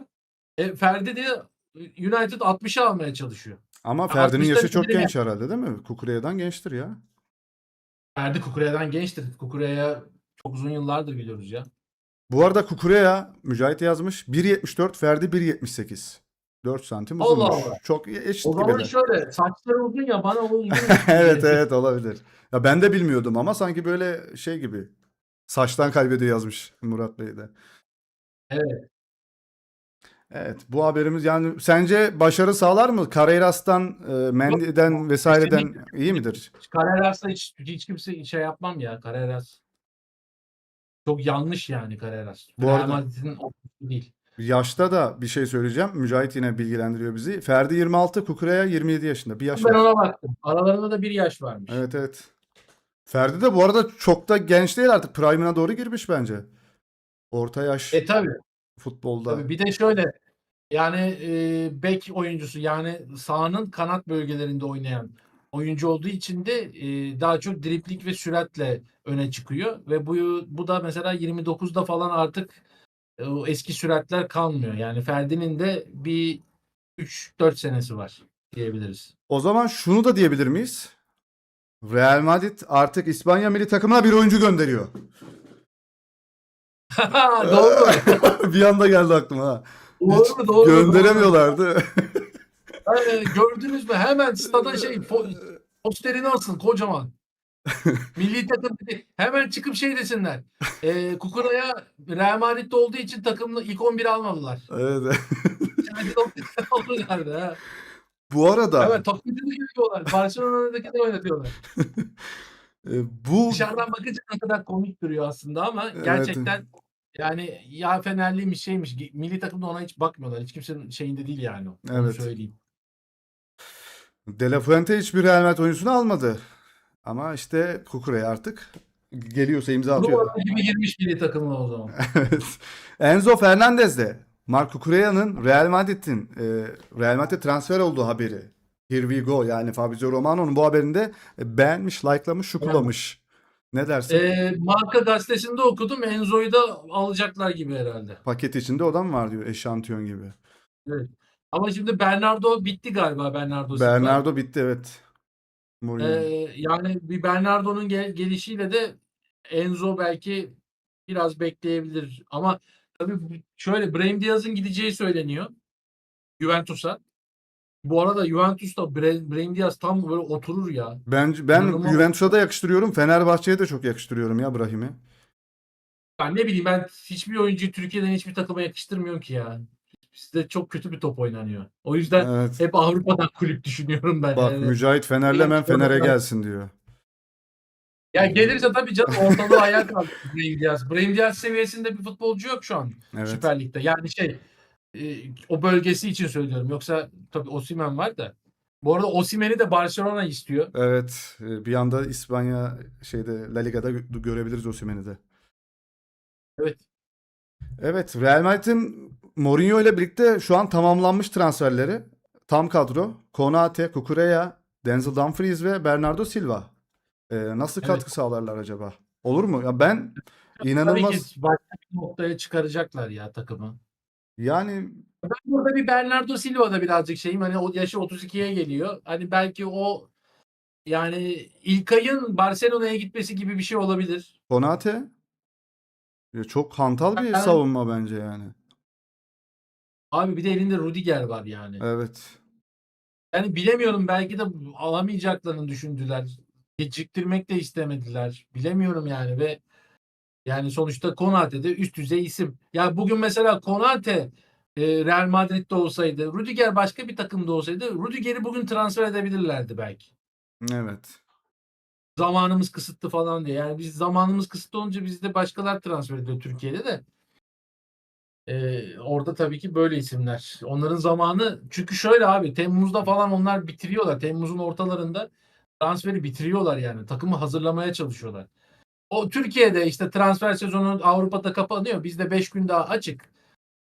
İşte son dakika pazarda satılmayan mallardan neler var onlardan alalım o bizde yani. Evet. Adamlar baksana Dünya Kupası başlamadan bitirdi şunları. Bizde alabilen var mı Ben oyuncu? gene grup maçları biter falan diye tahmin ediyordum. Hiç bu beklemediler yani. Faslı 19 yaş. Boadi almaları lazım bence diyor. Biliyor musun bu oyuncu? Ben hiç bilmiyorum. Mücahit yazmış. Boadi. Boadi. İyi mi Bu arada Mücahit? bence en iyi transfer de Dumfries olacak yani bu Denzel dörtlüden. Dumfries bence ama Trent'in yedeği olarak mı aldılar? O çok önemli. Eğer, Bilmiyorum. eğer Trent'in yedeği ise çok saçma yani. Bence Trent'ten daha iyi bir bek olduğunu düşünüyorum. Bence de öyle de. Yani Liverpool'daki Trent çok ayrıydı. O başka. oynadı. Dumfries'i sağ kanat da oynatabilir Mourinho yani. Yapar. Ya beklerim. Peki 150 milyon euroluk transfer kim olur? Bir tahminin var mı sence? Yani hala onunla ilgili bir açıklama da yok bu arada. İnşallah Kukura'ya değildir. 150 deyip 50 50 verip milyon euroluk 150 yani milyon, evet. Haaland belki. Haaland Haaland belki olabilir. yani. Yani gerçi kötü sezon başladı ama ondan sonra toparladı sezonun, yani özellikle Şubat ayından sonra toparladı. Ekitike. Ekitike de çok Onun, kötü bir rahatsızlık ya sakatlık geçirdi ya. Aşili koptu ya onun da. evet. O hala sakat değil mi ya? Evet evet, Ekitike Abi baya. bu hala sakat, doğru. Yılmaz Bey de Ya ben onu çok seviyordum, o futbolcuyu. Ekitike'yi mi? Evet evet, çok beğeniyordum yani. E, Doğru doğru, Galatasaray maçından sonra oldu zaten her şey. Evet, Yılmaz Birer Bey de şey yapmış. O devam dediğimiz ediyor. diğer oyuncu için, Mücahit'in yazdığı oyuncu için, Boğuatti midir nedir? İzledik diyor, çok, çok iyiydi. Akşamki maçta hayran kaldım diyor. Fas maçında, Brezilya maçında falan iyi oynadı diyorlar. Ha, Ben olabilir bilmiyorum ama bak. dediklerine göre o olmaz. Başka biri olmalı. Ya bence Haaland'tır yani. Çünkü Haaland Manchester City'ye gittiğinin bir sonraki senesinden beri hep Real Madrid'de Evet. yazılıyor, çiziliyor. Yani bir yerde gönderecekler Haaland'ı Real Madrid'de, ne zaman? Ne zaman? Evet, şöyle de bir haberimiz var. FIFA Amerika Birleşik Devletleri'ne girişinin reddedilmesi üzerine 2026 Dünya Kupası'nda görev alamayan Somali hakem Omar Artan'a turnuva ücretinin tamamını ödeyecekmiş. Öylesin de Nedir? yani, bu Amerika'nın terbiyesizliği ya. Ya lanet olsun ya. Amerika'da Dünya Kupası mı olur ya? Ya Evet, gerçekten maç Amerika'da izleyemiyoruz. olmaz abi ya. Bak, Katar'da bile biraz yadırgamıştım ama bu kadar değil. Yani Katar'a Katar'daki kurban Dünya oldum. Kupası, dedim ki ya, dedim ben ön yargılı davrandım. Güzel bir turnuva yaptı herifler dedim. Yani Evet. iyi para harcadılar. İyi maçlar oldu dedim yani. Helal olsun dedim ama ya Amerika nedir? Bir de yani İranlı futbolculara, Haitili futbolculara yapılanlar, bilmem ne kadarı uçaklarda kimler aranmış, saatlerce birileri kalmış. Yani ne yapıyorsunuz ya? Böyle bir ülkede Dünya Kupası falan yapılmaz ya. Kevin De Bruyne'ü baştan aşağı arıyorlardı ya. Belçika milli takımı. Evet, evet, evet. Ay, Baştan aşağı arıyorlardı yani. Abi inanılmaz. o futbolcu ya hiç mi bilmiyorsun, adını soyadını yazınca transfer marka çıkıyor onun ya. Evet, inanılmazlar. İran'ı gönderdiler değil mi bu arada? Meksika'da herifler. Orada mı, nerede oynayacaklar? Öyle bir şey yani. En son ne Ha. oldu bilmiyorum. Evet, Almıyorlar, ülkeye almıyorlar. Adamlar bizde yaptı antrenmanları zaten. Türkiye'de yaptılar. son olarak da o zaman bir kadro oluşturalım dedik. Ne dersin? Evet. Başlayalım mı kadro işine? Başlayalım. Şöyle şu X haberleri. Defanstan başlayalım. Başlayalım. Ben şöyle yapacağım. Burayı yine nasıl bozulacak büyük ihtimalle. Şöyle pencere moduna mı alacağım yine? E, şöyle gözüküyor muyuz? Umarım gözüküyoruzdur. Gözüküyoruz şu anda. Ha, okey. Süper oldu. Tamam. Evet, şimdi senle başlayalım. Tamam. Ama Paraguay olarak düşün. Tamam. Ya da şöyle yapalım. Şu iki kadro yapalım mı arkadaşlar? İki kadro yapalım diyenler şöyle bir yazsın chat'e. İki kadro dediğim, Montella olsaydın maçına nasıl çıkardın diyecektim sana. Kimle oynadık? Avustralya maçına Avustralya. nasıl çıkardın? Ben bunu zaten söylemiştim. Öncelikle Orkun Kökçü'yü İsmail Yüksek'in yerine koyardım. İsmail Yüksek'in yerine de Arda Güler'i koyardım. Sağ kanada Barış Alper'i alırdım. Evet. Sağ kanada Barış Alper'i alırdım. Evet. Aldım onu da. İsmail Yüksek, Kenan'ın sakat olduğunu düşündüğüm için oraya Can Uzun'u koyardım. Can Uzun dedim buraya. Evet. Forvet'e Forvet'te de Deniz Gül abi, tek forvetimiz zaten. İyi ya da kötü. Senin de- kapanan bir futbol oynayacağını biliyorsun adamların. Adamlar seni kanatlara yönlendirecek, biliyorsun. Bir de çalıştık diyorsun yani mesela. Biliyorsun. Ne yaptın? Deniz Gül'ü koydun. Bak bakalım bu kadro nasıl oynuyor. yani bu şekilde çıkar. Defans hattında bir değişikliğin olur mu? Mert Müldür'le falan Ya başlamak olmaz ister mi? bir defans. Yani Zeki Çelik de bence kötü oynamadı. Özellikle Hakan'ın onu kaçırdığı bir iki pozisyon var. Evet. Yani orada Mert'i kullanmak ya da Zeki'yi kullanmak gerçekten şeydir, yazı tura atmak gibi geliyor bana. Çünkü ikisinin de artıları var, ikisinin de eksileri var. Artıları ne zaman ne pozisyon gelecek de işe yarayacak bilemiyorsun. Zeki Çelik'le Mert için söylüyorum. Yani çok orada karamsar kalıyorum yani. Mert'i de koysam olur. Zeki'yi de koysam olur. Evet, arkadaşımızın biri Kerem shift artı delete şey diyor. Sil diyor. Direkt sil diyor yani. Komple sil yani. Çöp kutusuna da değil yani. Shift alt delete. Kerem direkt Kerem mi? Barış ama Barış zaten mecbur oynayacaktı ya. Buraya Yunus da Ya yok düşünülebilir zaten de. kadroda yani o kadar yerimiz var yani. Şöyle diyelim. İlk yarı yine aynı şekilde 1-0 bitti. Hı İkinci hı. yarı hangi değişiklikleri yapardın? Buraya Yunus alırdın herhalde bence. Yunus alınabilirdi Tabii buraya. Yunus'u alırım oraya. Zaten Galatasaray'da da oynuyor. Şimdi mesela belki Kerem'i alırdım. Can Uzun yoruldu. Tamam o böyle ama Kenan sakat. Kenan'ı sokacağım. O yüzden Kerem'i gene alamıyorum. Ben Kenan'ı şöyle alacağım. şöyle yapardık. Can Uzun'u forvete çekerdik. Buraya Kenan'ı alırdık. Olabilir miydi? Olabilirdi bak. Eintracht Frankfurt'ta Can Uzun zaman zaman santraforda oynuyor. Yani maç içerisinde ilk 11'de santrafor yazılmıyor ama yani maç içerisinde görüyorsun bu herif santrafor gibi oynuyor ki Galatasaray maçında da mesela o kadar çok ceza sahasında topla buluştu ki Can Uzun. Bir tane de çok şık gol attı Galatasaray'a. Evet. Ya şöyle bir şey nasıl olur? Bir saniye. Onu da bak bir anda geldi. Kenan'ı şöyle yapsak ama bu Deniz oynasın burada. Bir saniye dur. Deniz'i yanlışlıkla çıkarttım. Çift iki forvete biz neden mesela dönmedik? Çünkü şurada ben fazlalık olacağını da düşünüyorum. Can Uzun'u buraya aldık.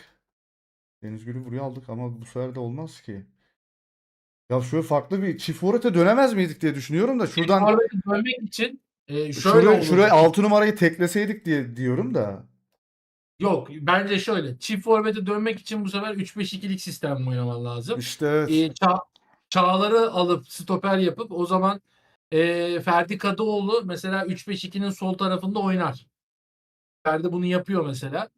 Ferdi'yi tekrar o tarafa alırdın ama işte gerçi Barış Alper de yapıyor. Yani Okan Buruk mesela 3-5-2 denediği zamanlar Barış Alper onun sağ kanadı öyle hem forvete gitti hem geldi orada resmen şey yaptı, lokomotif yaptı orayı. Yani Evet. 3-5-2'lik sisteme geçmen lazım. O zaman da Orkun veya Hakan'dan birinden vazgeçmek lazım. Ama Zeki Çelik'i çıkarırsın. Çağlar'ı koyarsın. Ama işte abi şöyle bir durum var. Yani Çağlar Abdülkerim ve Melih kadar güven vermiyor şu anda. Bir de yakalandı ya o işte yasaklı madde içiyor. Yasaklı değil de Evet, şey sigara. madde. Evet. Şu nasıl Kumar, olurdu? kumar. Abi artık hani Allah'ın emri baksana ok işareti. Ya gol olsun Bu artık. şey, bu şey Avustralya maçı 2-0 öne geçti. Ben ne yapacağımı bilmiyorum taktiği. Aynen şu yani hani. Bir anda abi bu şey yani beşli forvet. 1-1-8 miydi? Joga Bonito'nun şeyi. Tamam. Ya Bu mesela şunu mesela yapmıyor. Montella takımdaki oyuncuların kendi takımlarını nasıl oynadığı konusunda bir haber. Mesela Uğurcan Çakır'ı Okan Buruk nasıl kullanıyor? Ya Okan Buruk Uğurcan Çakır'ı pozisyonlarda, oyun kurulumunda da kullanıyor. Ne yapıyor? İki stoperi açıyor. Sağa sola açıyor. Ortayı boş bırakıyor.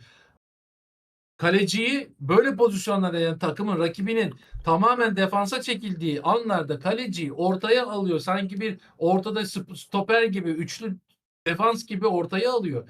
Ve o yani ileri hücuma çıkarken kaleciyi de kullanıyor. Mesela Montella Uğurcan'ı hiç kullanmadı. Uğurcan hep çok geride bekledi. evet. Şey bir Ederson vari bir şey yoktu diyorsun orada. Yani mesela Ederson'u asıl istemelerinin sebebi oydu Galatasaray'ın. Evet, Ayağını iyi evet. vursun diye. Salih Turan taktiği mi bu? Az önce yaptı. Bir şey diyeceğim. Barış Alper sağ bekte düşünülse burası daha böyle çeşitlenmez miydi ya? Yapmazlar Yani mı? Barış uzun zamandır sağ bekte oynamıyor. Bir de Barış Evet. her ne kadar Galatasaray'da sağ bekte oynasa da bir dönemde defansif olarak sıkıntılı. Evet. Ee, o yüzden de çok tercih edilmedi. Ama dediğim gibi 3-5-2'lik sistemde Barış Alper o sistemin sağ tarafında oynayabilir. Ferdi de solunda oynar çok net bir şekilde. Evet. Şi- Ferdi gider yani. 90 dakika gider gelir abi Ferdi. Kesinlikle ya, kesinlikle maşallah çocuğa inanılmaz. Şimdi o zaman gelelim. Bir sonraki final maçımız artık bizim final gözüyle baktığımız maç. Tüm herkesin zaten matematiksel anlamda da final maçımız bizim. Gruptan direkt çıkmak istiyorsak son iki maçı mecbur kazanmak zorundayız zaten. Üçüncülüğe hesap kitap yapmadan değil mi? İki maçı kazansak çıkıyoruz. Tabii yani şöyle Paraguay maçını kazanırsak şöyle bir sıkıntı oluyor. Avustralya Amerika maçının berabere bitmemesi lazım. Hmm. Onlar bu sefer 4 puan oluyor. Bizim 3 puanımız oluyor. İki maçı kazanırsak Evet. lider bile çıkabiliriz diyor Doğukan'da. 2 maçı kazanırsak tabii şöyle yani Orada artık matematik Avustralya giriyor. Evet. matematik giriyor. Ama bizim şöyle ben ABD'yi yenebileceğimizi düşünmüyorum artık. Montella'dan ötürü düşünmüyorum ben bu arada. Yine Evet, yenebiliriz yani abi. ABD ile beraberliği yani 1 puanı düşünüyorum ABD'den. Bir de Paraguay'ı yendik 4 puan. Yani Evet. 4 puanımız varmış gibi. Yoksa Amerika'yı yensen, Paraguay'ı yensen tabii ki lider bile çıkarsın yani şu anda. O zaman gelelim ki e, Paraguay maçındasın. Montella'sın. Artık halkını falan da yani milli takımın halkını mutlu da etmek istiyorsun. Turnuvada bir şey tarihte yazmak istiyorsun. Nasıl bir kadroyla çıkarsın? Oğuzhan Poyrazoğlu. Kenan Yıldız sakat mı değil? Vincenzo Poyrazoğlu diyeceğim sana. Hadi bakalım. Kenan Yıldız'ımız sakat mı? 90 dakika oynatabiliyor muyum? Oynatabiliyorsun. Tamam Mecbur o zaman oynayacak. zaten ben bu maça şu anda Deniz Gül'ün oynadığı yere Can Uzun'u yazarım. Deniz'i yedekte bırakırdım. Tamam. Şöyle hemen alıyorum. Tek forvet mi oynayacaksın yine? Tabii tek forvet oynardım. Tamam. Taktiğini de Ee, şeyini de değiştirebilirsin. 3-5-2 vesaire. yok 4-4-2. yani şöyle ki aşağı yukarı bununla çıkacak. Şimdi 3-5-2 ben Avustralya yenildikten sonra Paraguay'a 3-5-2 çıkmaz. Evet. Sıkıntı yani. Yani hiç belli olmaz 3-5-2'nin sağa solu. Yani 3-5-2'de 4 tane 5 tane de atabilirsin. Atamayıp çünkü atamama sıkıntımız var zaten. Gelip 2 tane de yiyebilirsin yine Pa- Paraguay'dan. O Paraguay yüzden yenilirsek gene turnuvaya veda ediyoruz bu arada. tabii yenildiğin zaman veda ediyorsun. Hiç oradan artık dönüş yok. Yani o yüzden yere ayakları sağlam basmak adına yine bu sistemle oynardım. Deniz Gün'ün yerine Barış Alper'i alırdım. Ve Zeki ya da Mert benim için fark etmiyor. Hadi Türkiye'den koyayım. Mert Müldür'ü koyardım oraya da. Evet, Mert Müldür. Bu şekilde bir şey. Peki stoperde Ozan Kabak düşünür müydün? Bundesliga'da çoğu maçta maçın Ya oyuncusu da işte seçildi. evet ya işte Ozan Kabak da hep bir soru işareti. Ya bunlara bak Evet. Montella'ya bir tek burada hak veriyorum. Evet seçildi ama Hoffenheim. Evet. Para Hoffenheim abi. Paraguay açık oynuyor. Topu rakibe bırakmıyorlar. Ya açık oyun zaten onu biliyorum. O yüzden şey dedim ya yayının başında eğer izlediyseniz Paraguay açık oynuyor ama Türkiye'nin Avustralya maçını gördüyse planlarını değiştirmiş olabilirler yani. Ha bu adamlar kapanınca gol atamıyor diyebilirler yani. Bir de Montella dedi ya bize aynı yaptığımızı yapacağız diye. Bir de verdi zaten. Ne Evet. yapacağını da söyledi rakibe. Yani biz şey maçından kimleri kestik? İsmail'i kestik ve Kerem Aktürkoğlu'nu kestik değil mi? Şey maçından. Evet İsmail Kerem Aktürkoğlu'nu kestik. Bir de Barış Zeki'yi. Alper'i sağ kanatta oynattık. Arda'yı da 10 numara pozisyonda oynattık. Evet. Yani burada mesela ilerleyen dakikalardaki duruma göre bir Orkun Salih Özcan değişikliği. Evet. Yine Orkun Salih e, Özcan mı İsmail Yüksek mi? Salih. Salih. Bence Salih. Bence İsmail'den bir tık iyi gibi geliyor bana Salih. Ya bu sezon 8 dakika mı oynamış? 78 dakika mı ne süre almış ya Salih inanılmaz Ya ya. biliyorum ya ama sanki İsmail birazcık düştü gibi yani. Sonuçta ben şöyle düşünüyorum. İlk golü Almanya'nın yediğimizde gördün antrenörü. mü İsmail'i? Bayağı kovaladı yakalayamadı oyuncu. Evet. Yani bir de Avustralya'da gördüklerim. Evet. Ya şey diye düşünüyorum ya. Almanya'nın idmanını yiyor. Bak Yunus Akgün mesela Evet. Galatasaray'da kaç sene oynadı? Yunus Akgün en iyi haline Manchester City'ye gitti. 2 maça mı 3 maça mı ne çıktı? Sadece idmanını yedi geldi. Burada acayip işler yaptı. Yani biz biraz onun antrenmanını yemek farklı bir etki yaratıyor. Onu söylemek istiyorum. Evet. Ama hadi diyeyim İsmail'i oynattım yani. Seni mi kıracağım? Yani Yani ikinci yarı çıkaracağım göbek bölgesinde. Sağının göbeğini değiştirirsin. Arda Güler'e yine dokunmazdım. Evet. Belki o işte ondan sonra duruma göre ben bu dakikalarda gol buldum. Evet. Öndeyim Paraguay bastırıyor. Şimdi Can Uzun'u çıkar. Al Kerem Aktürkoğlu'nu. İkinci yarı. İkinci yarı Kerem'i aldık. İkinci yarı al. Sen gol attığımı düşünüyorum ama. Önde olduğumu düşünüyorum. Paraguay'da bastırıyor. Evet. Alırsın Kerem'i. Ondan sonra Kerem'le kontra atar çıkarsın. Evet, kadromuzda biz yine buraya yazalım. Ee, neydi? Can Uzun. O kadar oynatılmadı ki unutuyoruz ismini. Göndermeyi de yapalım. Mert Müdür'ü de aldık. Ee, Evet, izleyicilerimiz süper chatler göndermişler bizlere. Teşekkür ediyoruz. Keselerine bereket. Öyle mesajlarına da bir bakalım neler yazmışlar. İyi yayınlar. Süper ikili seviliyorsunuz ikiniz de demişler. Teşekkür ediyoruz. Teşekkürler. İkisi nasıl bir araya gelmiş? Neyse Montella istifa yazmış birisi. Montella çok korkak bir adam. Takıma güvenmiyor demiş. Yılmaz Bey de noob diye bir şey göndermiş bizlere almış. Sticker almış. Başka ne var? 3 kral yorumcudan ikisi burada. Diğeri de herhalde Zikri abiden bahsediyorsunuz. Dedi Zikri abidir, evet. Evet. Başka da öyle önemli bir mesaj göremiyorum. Varsa da göremiyorsak da affola arkadaşlar. Teşekkür ediyoruz hepinize. Senin demek istediğin başka bir şey var mıdır Yok, Oğuzhan? bayağı Şöyle yani geçiş yaptım. çok güzel yayın oldu valla. Evet, keyifli oldu ya. Ben sevdim, hoşuma gitti. Soru cevap hoş oldu bence. Evet, Paraguay maçından sonra da sana konuk geliyoruz, misafir geliyoruz. Benim chat'i de oraya davet ediyorum ben. Ee, artık o cumartesi günüydü sanırım değil mi bizim maç? Evet, Evet. yani haftaya cumartesi günü sabah 6'da. 6'da. Biz yine Yine akşam yaparız herhalde. inşallah cumartesi akşam burada oluruz.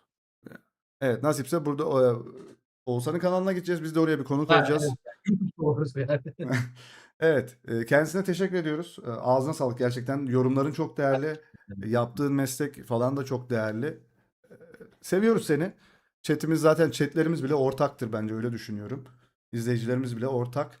Ee, biz birbirimize destek olmazsak kimse bize destek olmuyor. O yüzden seni seviyoruz. Teşekkür ediyoruz. Diline yüreğine sağlık efendim. Sağ olasın. Evet arkadaşlar, seviyoruz sizleri de. Kendinize çok iyi bakın. Sonraki yayında. Soru alabiliriz bu arada istiyorsanız. Ben çıktım mı ya? Yayında mıyım? Yok, buradasın. Yayındasın. Ha, burada mıyım?